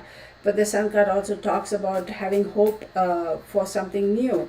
So why are these cards showing up now? I'm going to use my spice deck to get a clarify on that, and I'll shut it down. Okay, 2 cards. 5 of Cups, feeling emotionally bereft. 9 of Swords, feeling a lot of grief and anxiety. So I don't think that, she... Okay, hang on. And Page of Cups. One more card, the Knight of Cups. Bottom of the deck, the 10 of Swords. So what this is telling me is, if I correlate that, it says that, yeah, mature person, right? She had to deal with it with maturity, even though she was at a crossroads. She is like, what do I do? Where do I go? I'm stuck in this situation. Remember I said she wished she had the support where she could have done something and come back into the foray of movies and make movies, but then they were like, no. And there's also like something about her first house, how she presented herself, her body, they weren't happy about it, and that caused a lot of overwhelming emotions. And the Sun card says that, yeah, she probably thought, like, maybe I could start anew, maybe I could start afresh. But unfortunately, that opportunity never came, and there is this feeling completely emotionally, like, kind of just discarded. 9 of Swords, a lot of anxiety and grief, because her whole life revolved around that. Page of Cups is, I wouldn't be surprised if there was somebody who might have entered her life to offer her some sort of a support. I also don't know if she might have participated in some sort of a volunteer type of a organization or position or something like that, whether she used to volunteer or something. Somebody look that up for me if y'all can, I mean, if y'all know. And then again, this card pops up saying that towards the end there must have been some sort of a proposal and an offer made, but it's a little too little, a little too late, because it wouldn't have mattered at that point. Okay, I'm going to stop this because yeah, C for Conqueror, Cancer, yeah. X marks the spot, Z as in blast zone. Yeah, absolutely, because we got two X's. I got J, X and 9 the first time round. Then I got X, Z, 3 and C. Yeah, X marks the location, anywhere, anywhere. Oh, is it a half moon today? Oh, interesting. All right, let's put this away. So now people are trying to destroy the farmers. Yeah, my God, that's a never-ending thing, isn't it? And I don't know why they would do that. If it went for the farmers, where are we going to get the food from? Like, seriously, where are we going to get the food from? Where did I put this deck? Right here. It's unbelievable, the nonsense that's going on. Okay, are you all ready for the next one? right? This part. Here we go. I don't know. These are my new cards. These are my old cards. Don't tell me I mix them all up because I do things like that. Let me see. Gemini, Taurus, Pisces. Hang on, y'all. I just need to fix it to make sure I have not.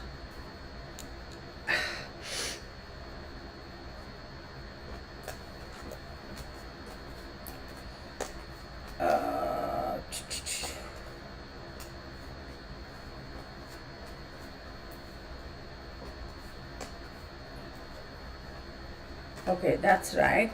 Because sometimes when I put them back, I worry that I might have put back the cards, both the decks together, right? So 1, oh my goodness, 2, 3, where's number 4? 4, 5, 6, 7, 8, 9, 10, 11, 12. Okay, great. We have them all together. That's right. Let me. 1, 2, 22, 18. Yeah, great. So now what we're going to do is we're going to do a quick, I'm going to do a little quick cleanse here. And then I will do a reading for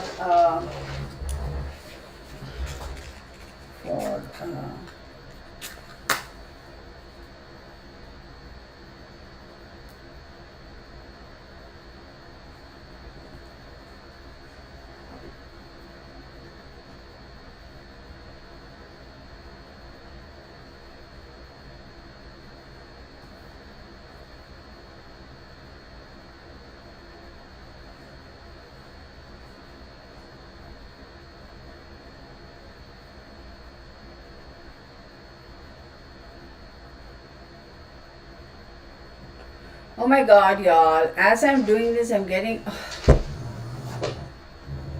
You remember that serial killer, what's his name, John Wayne Gacy or something? Is that his name? He's popping in my head. I'm like, dude, bugger off.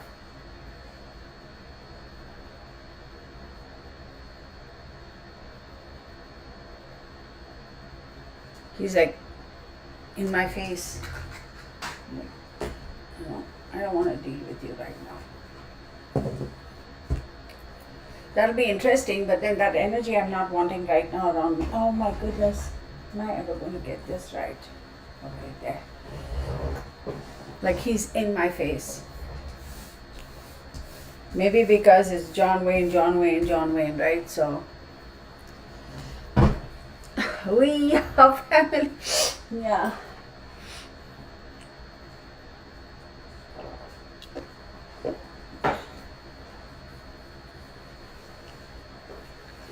Bunny, you don't want to go out? You don't want to go party? Okay, whatever. I asked. Yeah, I know. It's like in my face, and I'm like, no, that's why I'm like, I want to do this, and I'm like, dude. It's like, whoa, hello? Okay, all right. Okay. All right, moving on. Let's put all this away. Oh. Okay. Yeah, I did. That's why I saged him. Yeah. The clown funny. Yeah. Yeah, exactly, right? Susie, I mean, but I haven't seen that documentary. So anyhow, but I was going to say, he's been popping up and okay, coincidental because we did John Wayne, but this fellow is like, like that. That's playing in my head. It's freaking freaky.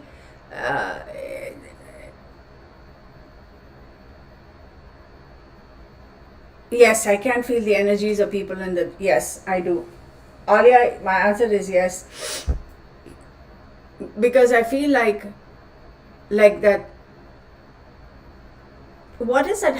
The harmonica, is that the one? They go like that and like that. That big instrument. And I'm hearing like that kind of a thing, and I'm like, oh my goodness, oh my goodness. Ding, ding, ding. Hang on, everybody. Kind of weird energy. Let me know if any of y'all see any what do you call those blobs? Oh my god, what do you call those things? Yeah, I have been struggling to find words. Am I getting Parkinson's or what? Like, what the heck is going on? I hope not. But orbs. If any of y'all see anything, let me know, please. Because I feel like that energy is hanging around, and I'm like, you need to. It's not very nice energy. Come on, buddy.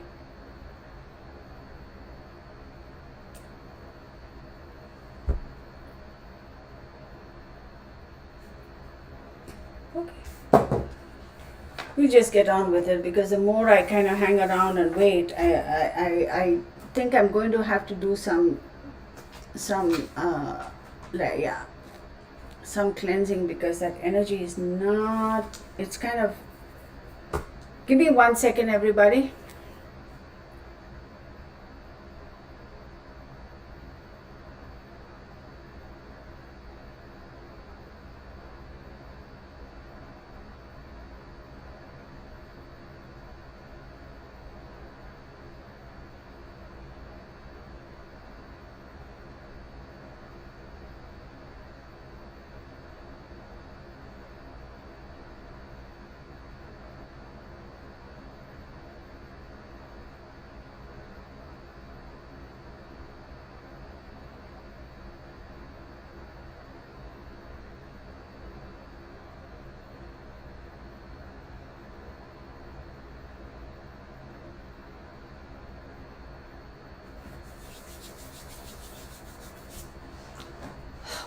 So annoying.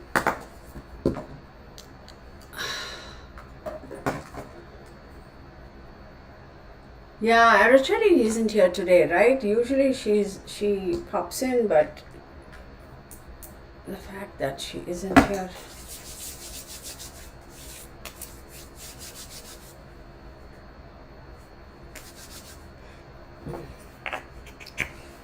Dang, dang, dang, dang. Okay. I'm not going to give it any more thought. I'm just going to go for it. So it's weird how energies, yeah, how they kind of stick. It's annoying, because it's like, I think we had discussed this, or maybe somebody asked me this question. It's like, sometimes I just don't want to open myself up to those particular energies, and then they kind of get very insistent and very strong, and that's when I have to sit and do some major cleansing and that sort of a thing, because that it's the weirdest thing, y'all. It's the weirdest freaking thing. I am seeing this person with that. What is that instrument called? It's like a little piano, but they go and they make that noise. It opens up and I don't know. Is that the harmonica or whatever that's called? And that sing-song voice. Okay, let's see. Yeah, are they? Maybe it's just optical illusion. Okay, so we'll do that one of our videos. We'll do that. Jot down your questions. Next time we have the last Oh wait, when is the last Saturday thing? I forgot. Accordion, yes, that's the instrument. Let me see. No, it's okay, Gypsy Girl. And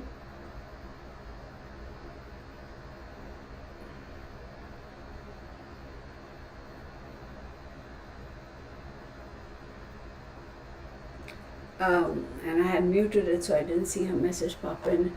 Because if I stop, it's like, oh, I got your attention, so I'm not going to give in to that, so I'm just going to go on. But then on the other hand, you wonder, like, hey, why are you being so insistent? What is it that you want to say, right? But maybe I'll do, but just not now. Do just yeah. Thank you, Gypsy Girl, for your concern. Thank you. Oh, the harmonica is the one that they, yeah, right. I don't know these instruments. Oh, thanks, Alia. That's a bit scary.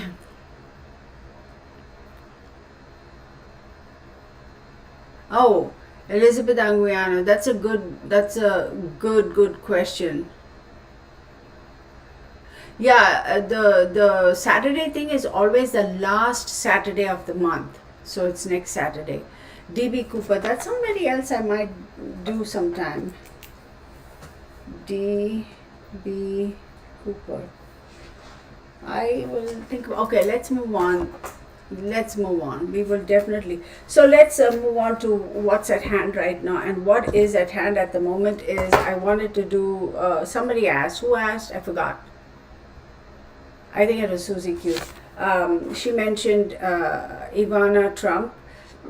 So I'm going to do a quick read for her. We all know. I mean, we all have seen pictures of her. Oh my God, she's so beautiful. Oh my God, and so well spoke too. So Ivana Maria Trump, she was born on Feb 20th, 1949. So she's an Aquarius, and she died on July 14, 2022. So she died in Cancer season, right?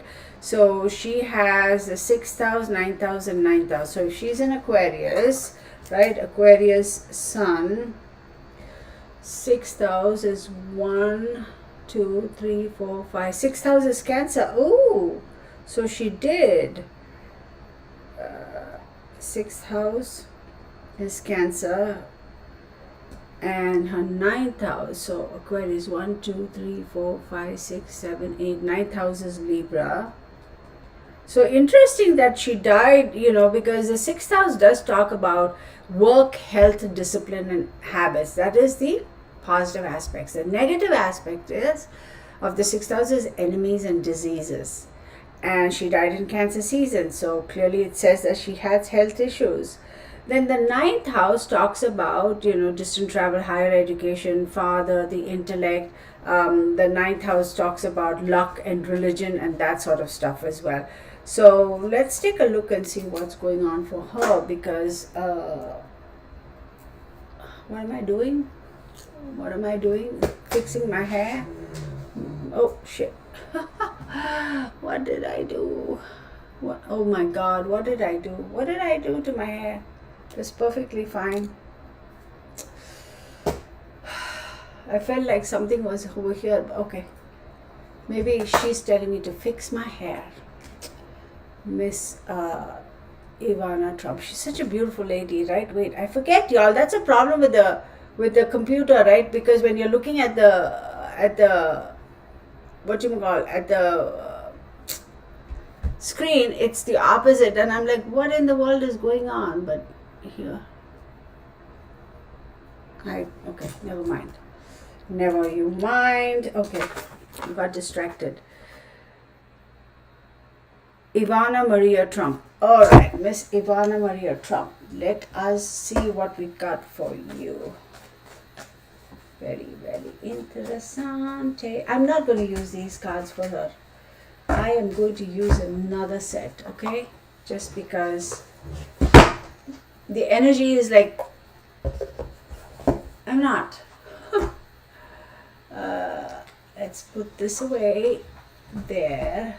Let's see if I can break.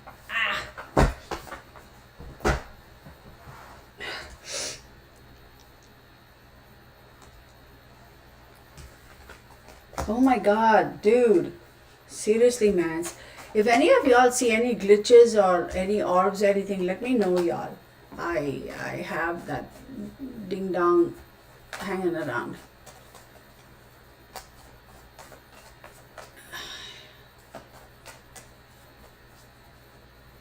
Yeah, my Manx, yeah.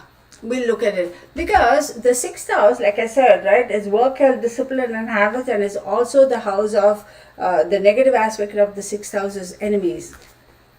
So and diseases, and in tarot, when you look at the sixth house, it talks about nostalgia, it talks about walking away from something towards something good, it talks about give and take, negotiations, accepting generosity, being generous to somebody else. And six also talks about homecoming and victories, right, in the tarot.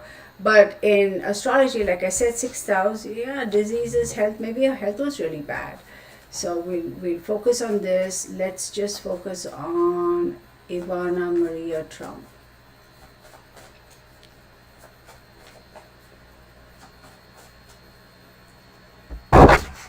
Aquarius, ruled by Saturn and Uranus. Very interesting. So being an Aquarius, so understanding the power of focusing on work, being very not afraid of putting in the hard work. She was not afraid, Aquarius, right? Not afraid of putting in the hard work, not afraid of very she could be very disciplined, very focused, hardworking, and willing to put in the effort for success. Not like, oh, give me, take me, buy me. She wasn't like that. And I also going to say, as far as Uranus is concerned, being a ruler for Aquarius, for her, she had the ability to change. She had the ability to make an impact, make a change wherever she went. So when you put those two together and apply it to her life as a business person, yeah, she knew, she understood business, she understood the need for hard work, she understood the need to be diligent and stay focused and be willing to do what it takes to create a situation where change could occur or to create change, right? So she was very, very cognizant about all that, very, very smart, very understanding. Now, I will tell you though, very, very, even before I pull the cards, I don't have a time of birth, but very, very understanding and very cognizant about the fact that if you want to be successful in business, you have to have flexibility. And she understood how to use creativity and art to make profit out of it, right? So I don't know how or what her businesses were, but I wouldn't be surprised if she was her business was focused on creating like, I don't know, let's say interiors or designing, like whatever. So like, I don't want to say designing clothes, but creating let's say interiors, right? How you go in and change everything. So think about that on different scales. What are the different platforms that could apply? So somebody has to tell me whether she had her own brand or whatever. I don't know, but yeah, I have a date of birth, my Manx. February 20th, 1949. Hey, Robin. Aquarius, boom. Right out of the bat. Thank you. Oh, is that right? In Vegas? Okay. But she knew how to use that, her creative skills as well as her business acumen and her business skills and understanding all that and being able to blend the two. Very smart. She wasn't afraid of working hard, y'all. This lady, I'll tell you that much. Sagittarius. One. Okay, so that's the 12th, 11th house. Okay. Interesting. Scorpio.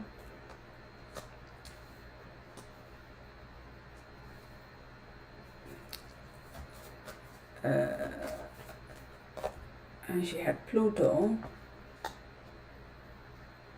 One more card.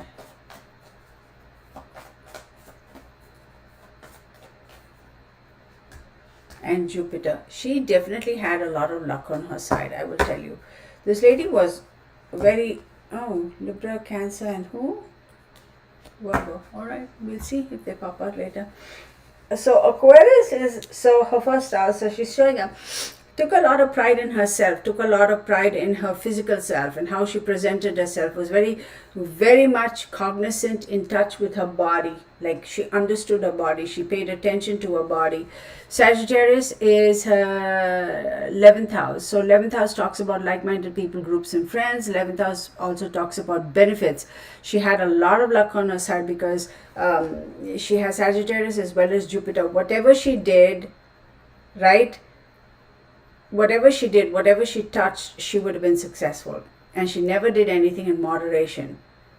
It is go big or go bigger. And that, having that, the ability to see and look at things and understand what it meant. It's not just doing something and stopping and, oh, I've accomplished it. It's like, no, that's not enough. You have to keep pushing forward, otherwise you stagnate, you die. And then you have the 8th house here. I mean, Scorpio, which is her 12, 11, 10th house. 10th house is career, reputation, morals, and life goals. And 10th house also talks about work, of course, profession, etc. And she has Scorpio over there. Now remember, she's an Aquarius, and that's an air sign, and Scorpio is a water sign. So when you talk about career, reputation, morals, and life goals, she could be very, very, not abrasive, but she could be pushy when she wanted to be pushy, right? All about taking action. Like, it's like, okay, I need this to be done, get it done. Not in a way of being a bully, but like high expectations, right? And going for it, always taking action, always taking the initiative to do something. She was not the kind of a person who would be like, okay, I hear, go do that and come back and then I'll steal your ideas and make it my own. No. But then she also has the ability to let's say something didn't quite work out, she never gave up on it. She would go back, and she had the ability to regenerate that. In other words, she had the ability to say, okay, it didn't work out the first time, let's go try the second time and make it a success. And she would make it a success because she's got Scorpio and Pluto after that. So she did have the ability to regenerate. And then she has Jupiter. Of course, Jupiter, what did I say? It's all about expansion, right? This lady had luck on her side too. She was quite lucky. All right, so oh my God, why is this itching me on my scalp? I don't know what I'm doing, y'all. This thing, I don't know whether it's the metal or whatever, but okay. All right, Kirtana, get over yourself. Now, I'm going to do this, but for her, I'm going to make sure that the cards are, well, do I care even? Here. Hang on, everybody, because I want to make sure these cards are upright. There are a lot of cards in this deck which are not upright. Hey, right? She's I'm going to use another set for her to, oops, bear with me, y'all. Okay, it's a pretty neat set of cards actually. Oh my god, is this going to take the whole day? It had better not, right?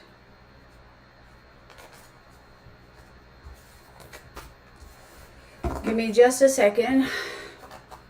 I saw some of her, her pictures, like, when she was younger. Oh my God, even that interview she did on Jay Leno or something, where right after her divorce from Donald Trump. Oh my God, she is so stinking beautiful. Like, seriously. So we know where Ivanka got her looks from, right? Purely.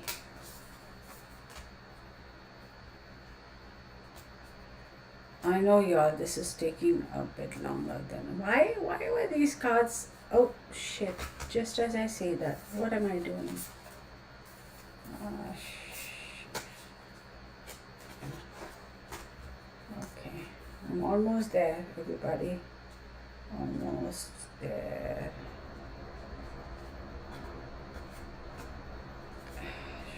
Come on, man. These are some awesome cards. I love these cards. Very, very interesting. All right, great. All right, great. She is a really, really...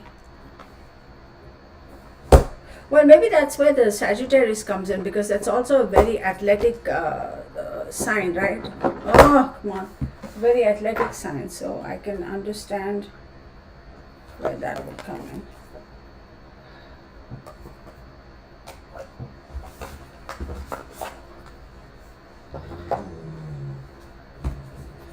What's up, Bun Boy? Oh my God. All right.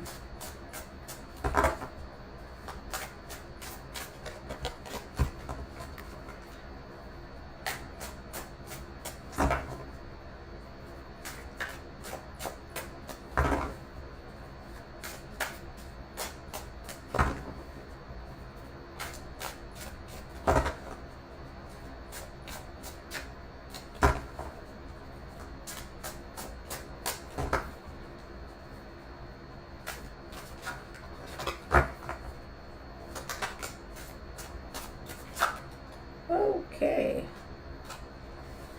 We have Judgment.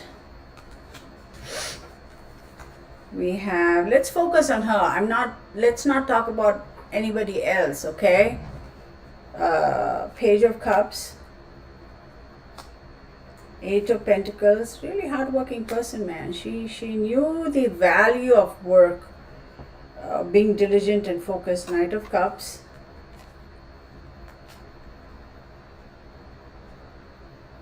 Page of Swords. Ten of Cups.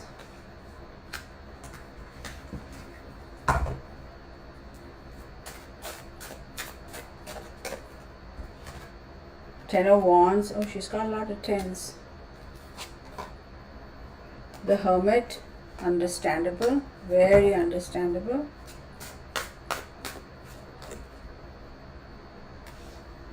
Page of Wands. Let's put that here. Okay.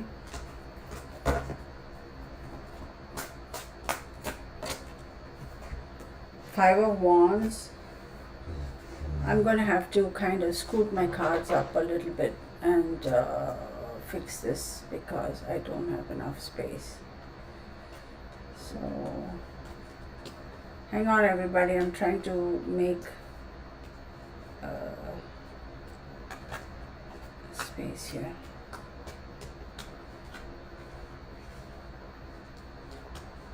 Okay, one last card.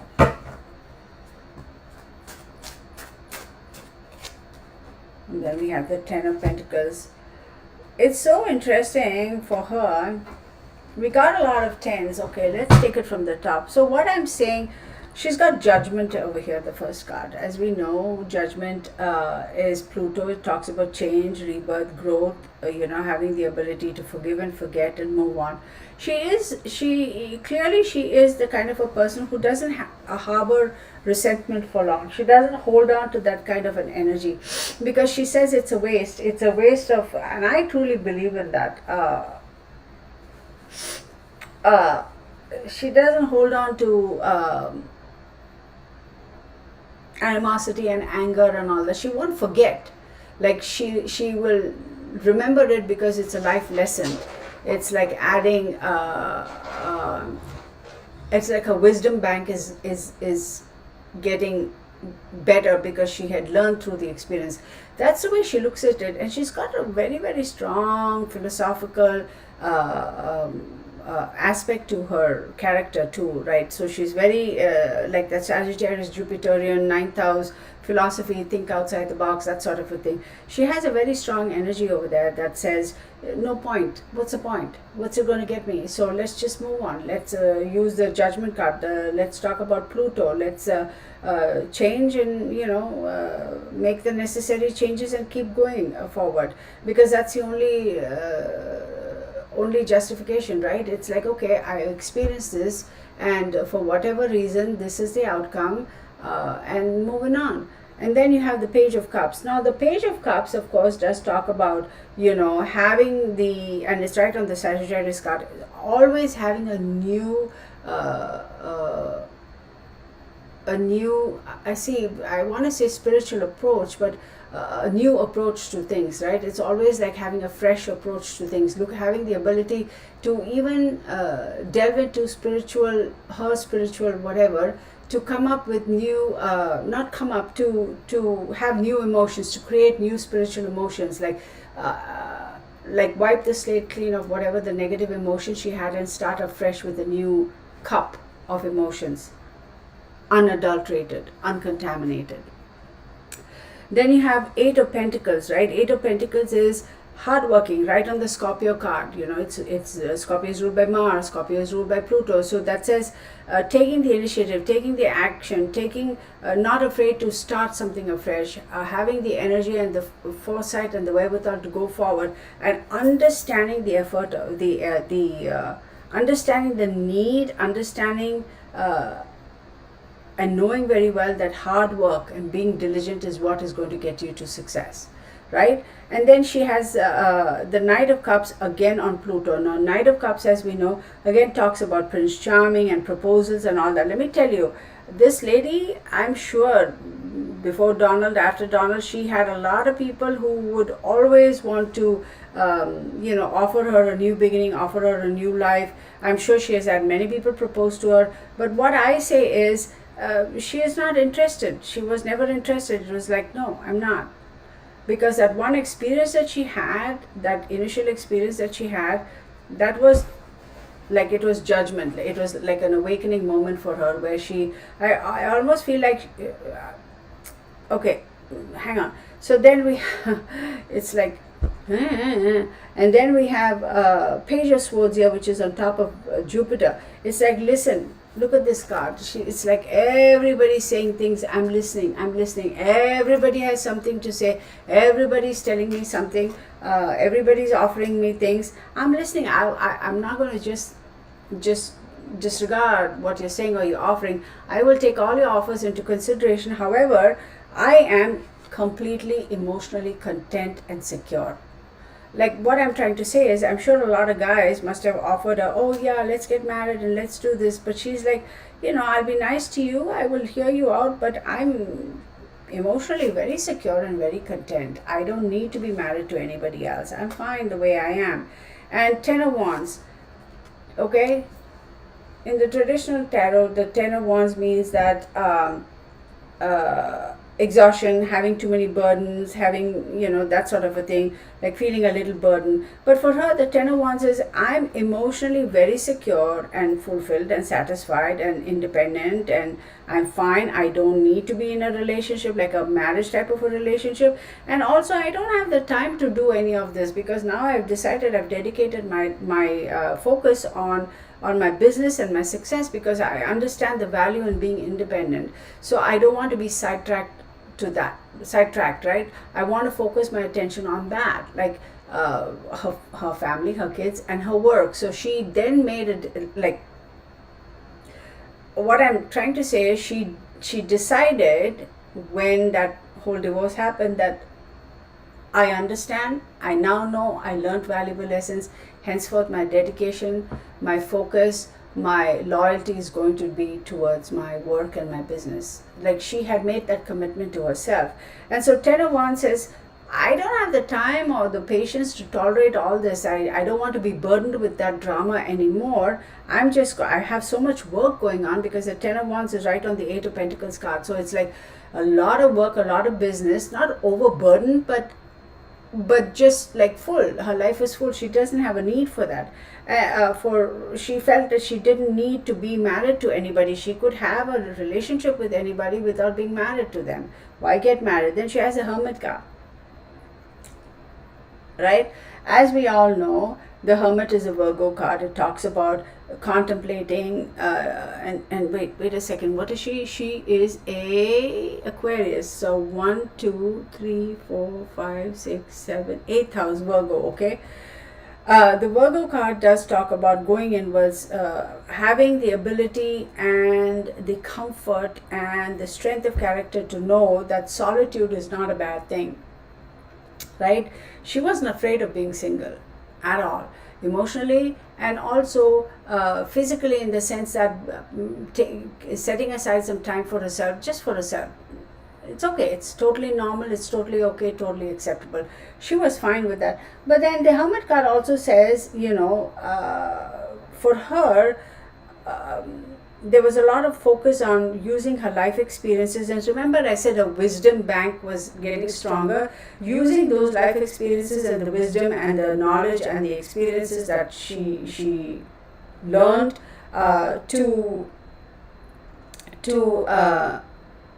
guide her future endeavors, right? So there was always a lot of introspection.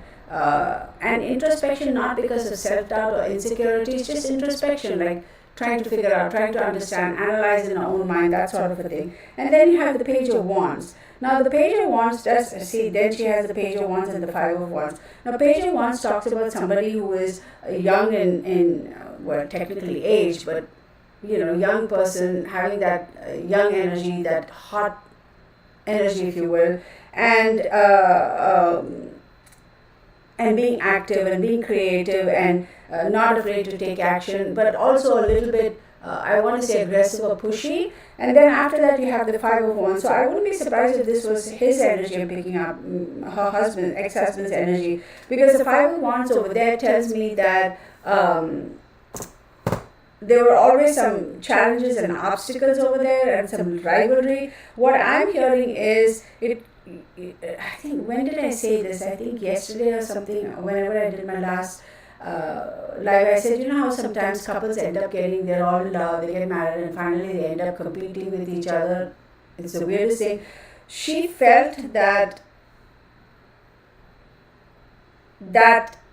aggressiveness and that constantly being made to feel like it was a sport, right? Because it was like she was one of the contenders for him. That was what could have created obstacles, because she wasn't an insecure person, right? She was very cognizant of the fact that her ex-husband attracted people from all walks of life, right? So it wasn't that she was insecure, but for her it was almost like, I don't want to always have challenges and obstacles and always have people rivaling me or competing with me. It's just too much.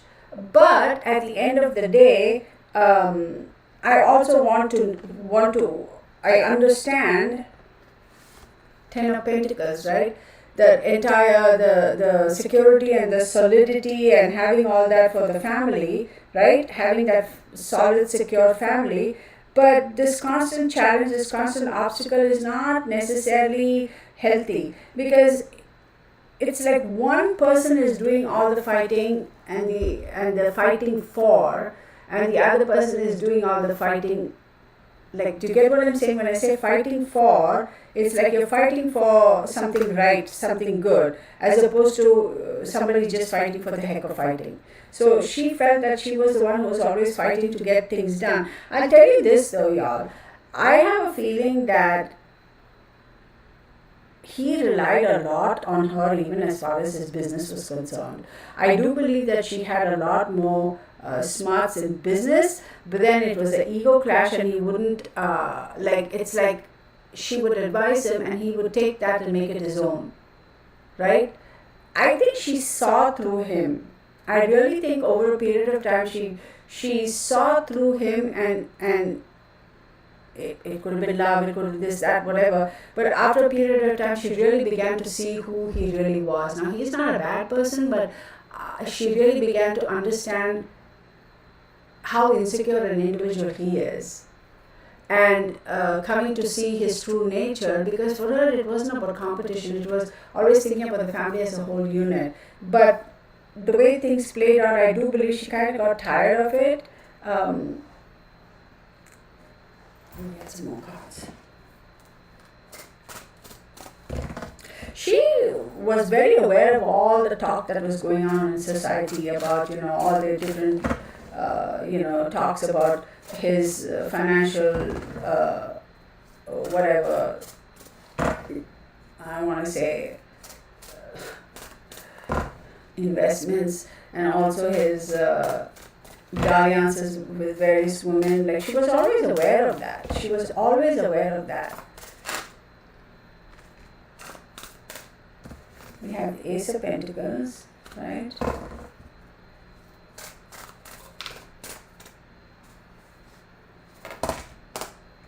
That's too many cards. I'm not taking that.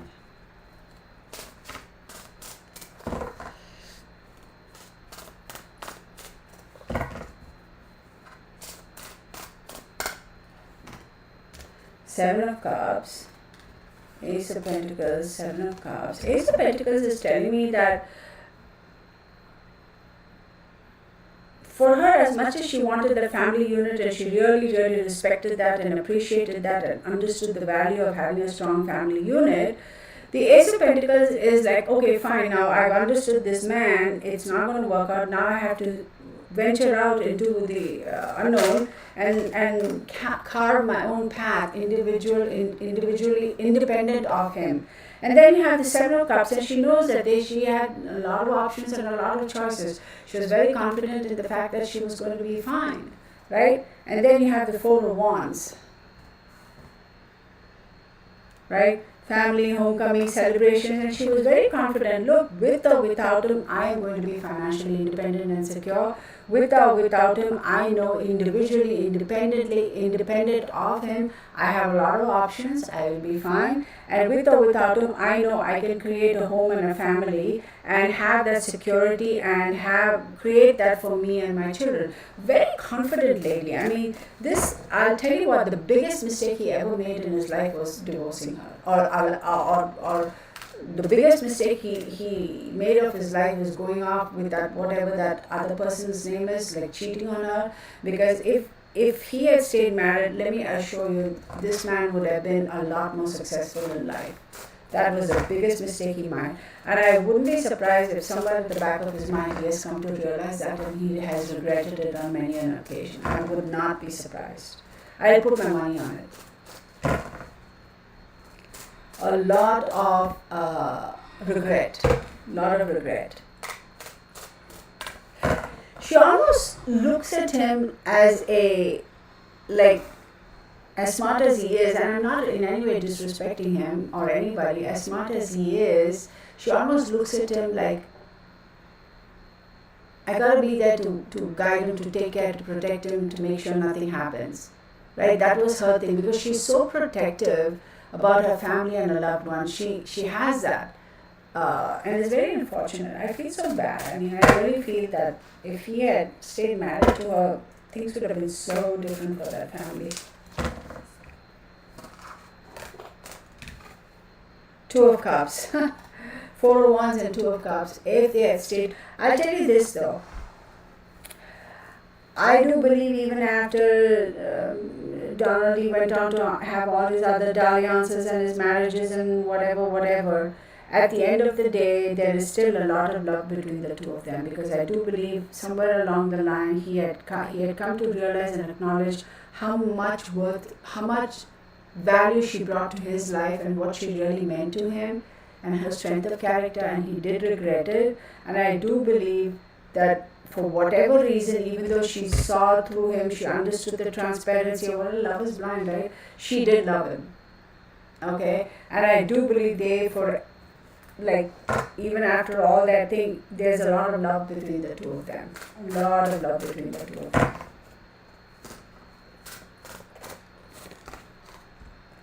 And 4 of Cups. Okay? And look at this card. She may not necessarily have been happy with the way he was going about things in life, right? 4 of Cups talks about loss and regret and grief and feeling abandoned, etc. But she also feels that somewhere along the line he is like trying to overachieve. And the Lover's card, oh my God. There's a lot of love between the two of them, y'all. I'll tell you that much. She is an Aquarius, and the Lover's card is a Gemini card. So 1, 2, 5, yeah. 5th house, love affairs, speculations, kids. Yeah, it was all about the kids and the family.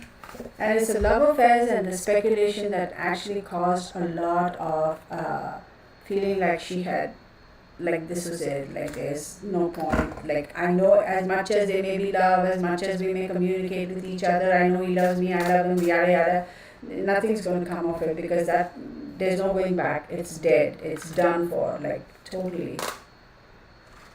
And the Moon card. So as we know, the Moon card talks about she was very it's intuition, it's heightened intuition, and it also talks about imagination. That's where the creative aspect of it comes. Yeah, I wouldn't be surprised if she kind of sort of knew that, she's not going to be around for long. She trusted her intuition on a lot of things. I also want to say, even when doing business and meeting people or whatever, she did trust her intuition. Very intuitive, very intuitive. I think she kind of sort of knew her end was coming. I want to say she kind of sort of knew her end was coming. Strength card.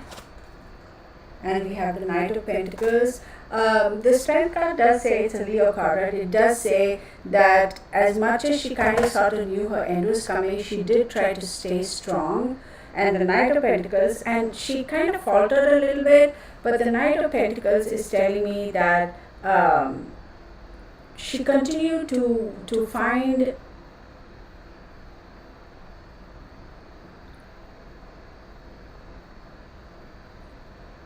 solace in, I don't know which one of her sons, but one of her sons, the Knight of Pentacles. She continued to find solace in that person, and she also continued to, it's so weird. What I'm seeing is she knew she was going to pass. She tried to stay strong, but she was losing it. She tried to stay strong, she was losing it. She relied on this individual, this Knight of Pentacles, which I do believe is one of her kids. I don't know which one. But she continued to stay focused and continued to work. Like, she may not have been out and about in business, but she wasn't just sitting there on a bed and laying back or whatever. She was trying to be as active and as active as she could. You know what I mean? She, even though she might have had health issues, she didn't just give into it without a fight. And then Six of Cups, nostalgia, wishing things could be the way they were, wishing she could turn back the clock. And then death. Oh my God. I'm not reading anymore for her.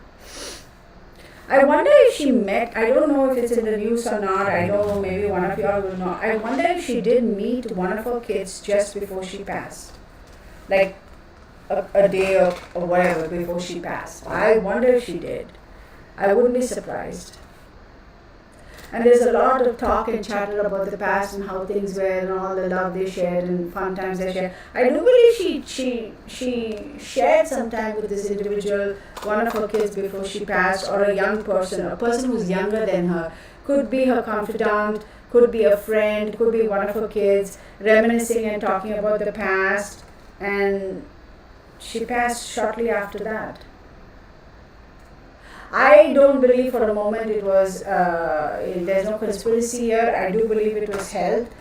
She might have just had a health event and passed and come down the stairs and passed. I mean, or tried to go down the stairs and literally maybe had a cardiac arrest, or maybe she just, sometimes, when your blood pressure is all over the map, I don't know if she had blood pressure, I don't know if she was diabetic, but those are things that are possible. I don't know what the coroner says, that she might have had something like that and a cardiac event and lost her footing and fell and got hurt. So, but do I think somebody pushed her down the stairs, or do I think that it was murder? No. I'm not seeing that now. I'm not seeing that at all. So, that is that. We're not done talking to her, just so you know. I don't know what I did. Where is our book even? Oh, there was a book here. Oh, did I not do that right? Yeah, I did. I am going to get some cards for her over here. She's made her peace. She did. Hey Araceli, oh my God, we were just talking about you, wondering where you were. Good to see you. Glad to have you here.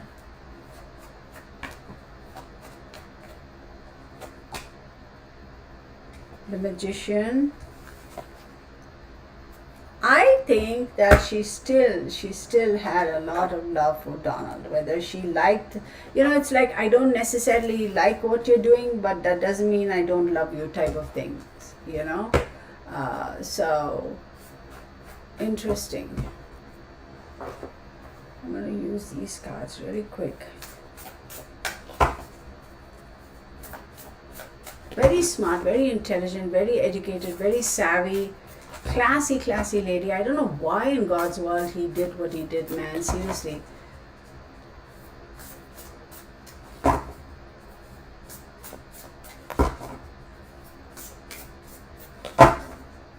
But that drive, that's the thing about her I see even in the cards. That drive to not the drive to want to be proactive and do things is so strong in her. She wasn't one of those people who would be like, oh, okay, I've arrived, I married this rich dude, I can just sit back. No, there was something about her that very driven person, and that's amazing. I mean, that's amazing. She was born in 1949, right? So think about it. I mean, wanting to do things, wanting to accomplish things, that sort of a stuff.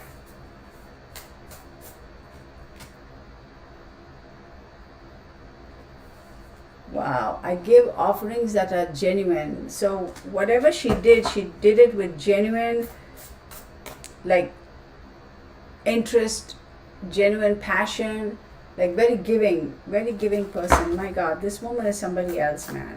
I'm telling you. I live in truth. Look, this is all her living. Come on. I live in truth. Very true to herself, obviously. A very genuine person. Seriously, very genuine person. Wow, y'all, look at this. I remain in balance with my emotions. Very, very interesting. I communicate with compassion. This lady is something else. I hold purity in high esteem. Look at her. For her, that's important. Loyalty, purity, being true to oneself, appreciating people around you, respecting them, valuing the people around you, appreciating and respecting and valuing what your blessings are. That she's on a different level. She is so much more than her ex-husband. So much more. She always was. She always was. What an incredible person. I mean, it would have been so awesome just to have met her and had a conversation with her. One thing I tell you, with her, she understood her status in life, her status in society, but then she also, what I'm saying is, she also had that being in touch with, like, yeah, there were times where she might have been upset, and I'm sure she must have come across as being arrogant or hoity-toity, but in a business environment, that sometimes that is required. Not everybody loves you, but you gotta be what you gotta be to get the job done. I get it. But she had a true appreciation and respect, and understood that not everybody in life were as privileged as she was. And she really, that made her appreciate her blessings even more. Somebody make a note of this D.B. Cooper and that John Wayne Gacy. I will do one for them some other time. So I'm going to stop with that. What a fantastic person. Okay, really good. All right, everybody. I hope you all enjoyed that, because I think I'm kind of, my energy is like, okay. So do you all have any questions? Please don't ask me personal questions. Any questions regarding the 2 cases or 4 that I did?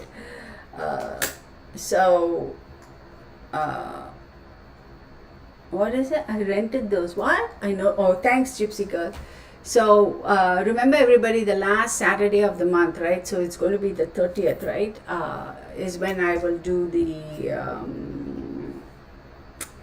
Zoom. 30th, not this Saturday, the next Saturday. And we will go from there. And of course, I will post the readings as usual. I'm not going to do it today. Maybe, today's Friday, maybe tomorrow. Thank you, everybody. I appreciate you all. We have somebody over here, Mr. Rashid. I believe that's the guy's name. Well, thank you for dropping by. Delvin, Araceli, Gypsy Girl, Susie Q, My Manx. Hello, My Manx.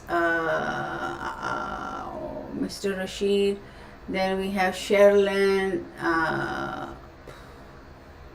Alia, of course, Robin O, Elizabeth Anguiano,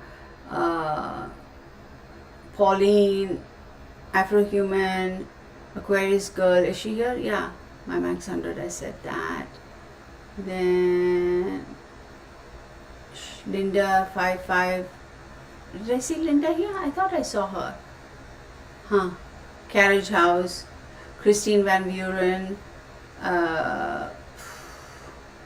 Marcia Tom, hello Marcia. Yes, the accordion, Marcia, thank you. For the life of me, I couldn't figure that out. The carriage house, then let's see. Silke, hey Silke, I didn't even see you. I mean, because I was probably just doing whatever. So, did y'all see orbs? My man says I haven't sage, but I'm smelling it. Then Courtney, of course. Then who else? I want to make sure. Shout out to all of you guys. I'm missing names, man. Every single time I feel like I'm missing names, and that kind of bothers me. It's like, Renona Bora, how are you? Thank you for joining us. Oh, okay. Let me see. Lucinda 5563. Yeah. Courtney, I wish they had a website or something you can look up times. Yeah, I know. And then again, you don't know, because Courtney, I can't necessarily. I'm not saying people will purposefully go and put the wrong time of birth on the website, but you never know the authenticity, right? So that too. Pandora's Box. Then I'm just calling out your names to say thank y'all. So, and it's not going any further. So one thing I want to say is, okay, Courtney says, God mode started when he said John Wayne. I thought as much. So I kind of felt it. That's why I said, did any of you all see orbs and that sort of a thing? Oh, I didn't see that, Sherilyn. I have to go back and check.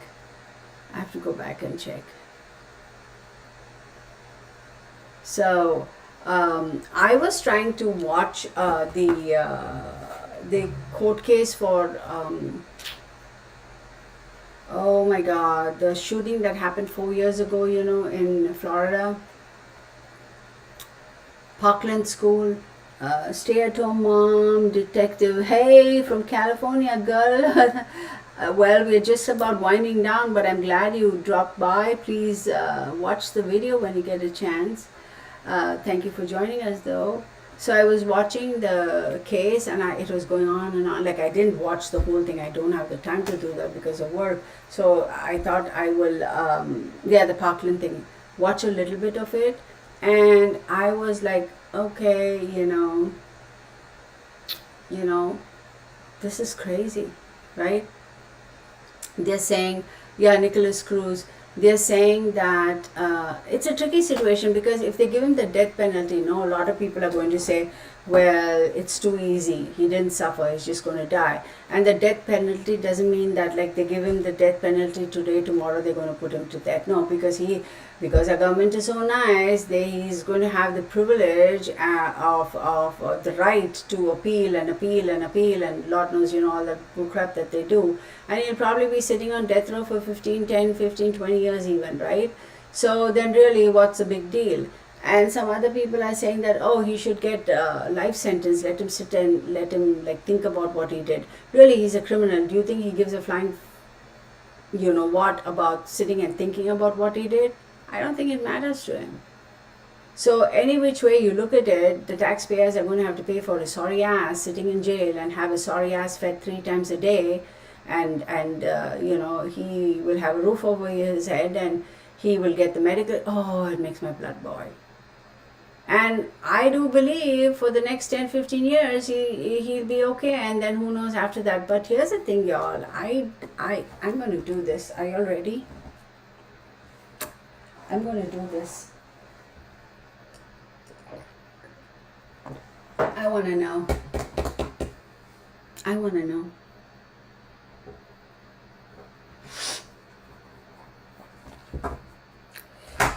to know if he's going to get the death penalty. Doofus.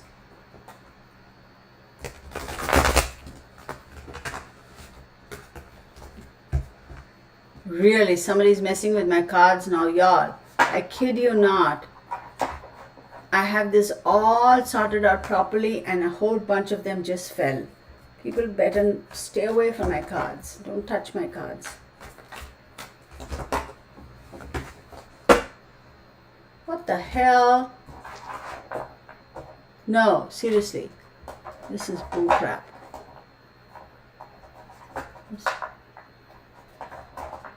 I'm getting pissed off now. Don't piss me off. It's crazy.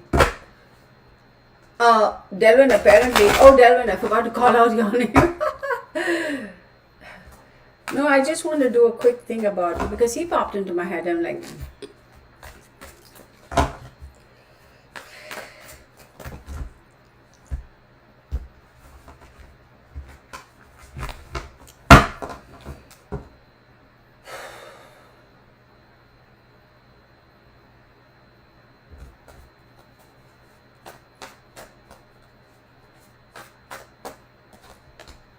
ha.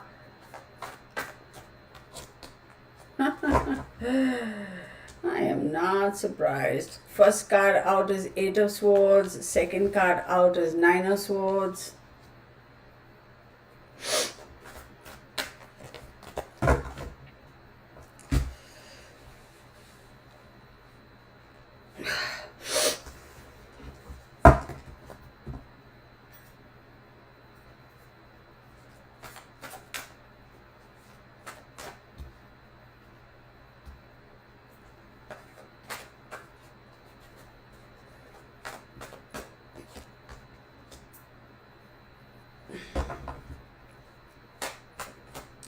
Nine of Wands.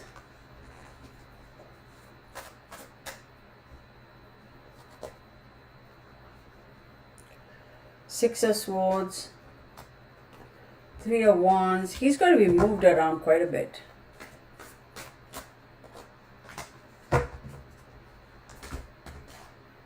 The Lover's card. So the Eight of Swords does say, of course, he's incarcerated. He did this to himself. He put himself in a situation like this. Nine of Swords does talk about the heart of the matter, right? It's a lot of anxiety, a lot of grief, a lot of depression, a lot of worry, a lot of concern. So I would say that he is quite concerned about himself. He doesn't, like, it's not like he's concerned about, what happened to the victims or what he did or the devastation. But Nine of Wands also talks about keeping and maintaining boundaries, and Six of Swords does talk about leaving and moving away. So as much as he is grief stricken, I don't believe he wants the death penalty. He's actually quite afraid of death, although they said, oh, he's asking for the death penalty. I think he's very, very concerned, right? But he's also concerned about being incarcerated in general public for a long time, because Nine of Wands talks about maintaining boundaries, etc., being within boundaries. So if he's going to be in prison, say life sentence, he is terrified of coming out of solitary confinement. He is concerned. And he wants to do his very best to leave that and walk away. So if he's going to be put in solitary confinement, I do believe he'll say, I'd rather check out. And I wouldn't be surprised if he makes an attempt to check out. Okay? But I also do believe that they're going to try their best to move him around. But listen, here's the thing. He's afraid of death. He doesn't want the death penalty, even though he says he wants it. He has no problem being incarcerated as long as it is solitary confinement. He is afraid of being out in public. And I will tell you, in solitary confinement, I wouldn't be surprised if at some point in time he offs himself. Three of Wands. Three of Wands does talk about wanting to travel and wanting to move on. Okay, wanting to travel and wanting to move on. The Lover's card, as we know, it talks about duality, choices, decision making, etc. For him, Three of Wands does talk about wanting to travel, wanting to be free, wanting to go off, wanting the help and needing the help of somebody to assist him. Right? Assist him in what? Assist him in making a decision.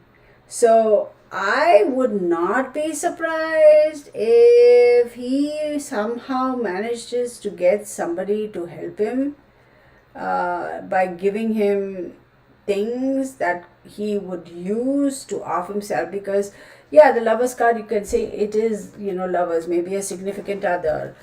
He may, I don't know, while he's in prison, may reach out to somebody who he might end up he might have built a relationship with. And I'm not talking about family members, like a lover, like a significant other, boyfriend or girlfriend or whatever.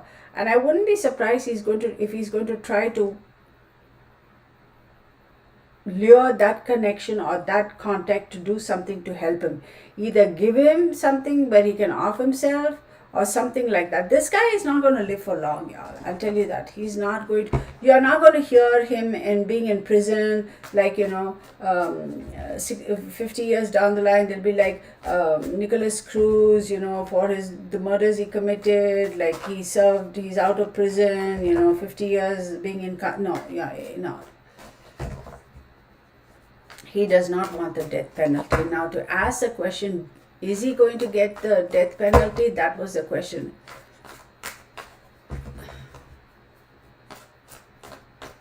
I did, Delvin? Okay. Oh, Mr. Rashid, you are very kind. I don't know who you are, but thank you so very much. And let's focus on the readings. King of Swords. Wow, a lot of Swords energy. Pentacles. The Star card. I wouldn't be surprised if he does get the death penalty, but then there is going to be appeals and appeals. But that help from unexpected sources is not going to come through for him. Yeah, he's not going to live for long. He's not. One way or the other, he's not. Even if he gets a death penalty and they put him in, you know how it goes, 10, 15 years, or even if they give him multiple life sentences back to back to back to back, either way, he is at some point in time going to off himself. He is afraid of the death penalty because he does not want to go out like that. But suicide, I wouldn't be surprised if he does off himself. I wouldn't be surprised. All right, everybody, I'm going to stop with that right now. I'm going to call it a 10-4. I know this is abrupt, but I think I will do another reading for this fellow sometime, not just now though. So, everybody, and I know I'm being abrupt. Blessed be to, oh, hello. Did I forget to spell? The real family.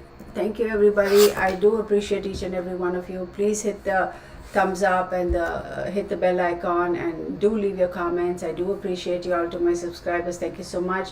And for those of you who haven't subscribed, I hope you join us. I will appreciate your subscriptions, absolutely. And it helps with the analytics if you give me a thumbs up and etc. and leave a comment. And also I want to say, I'm going to go back now and put edit the title, and I'll put in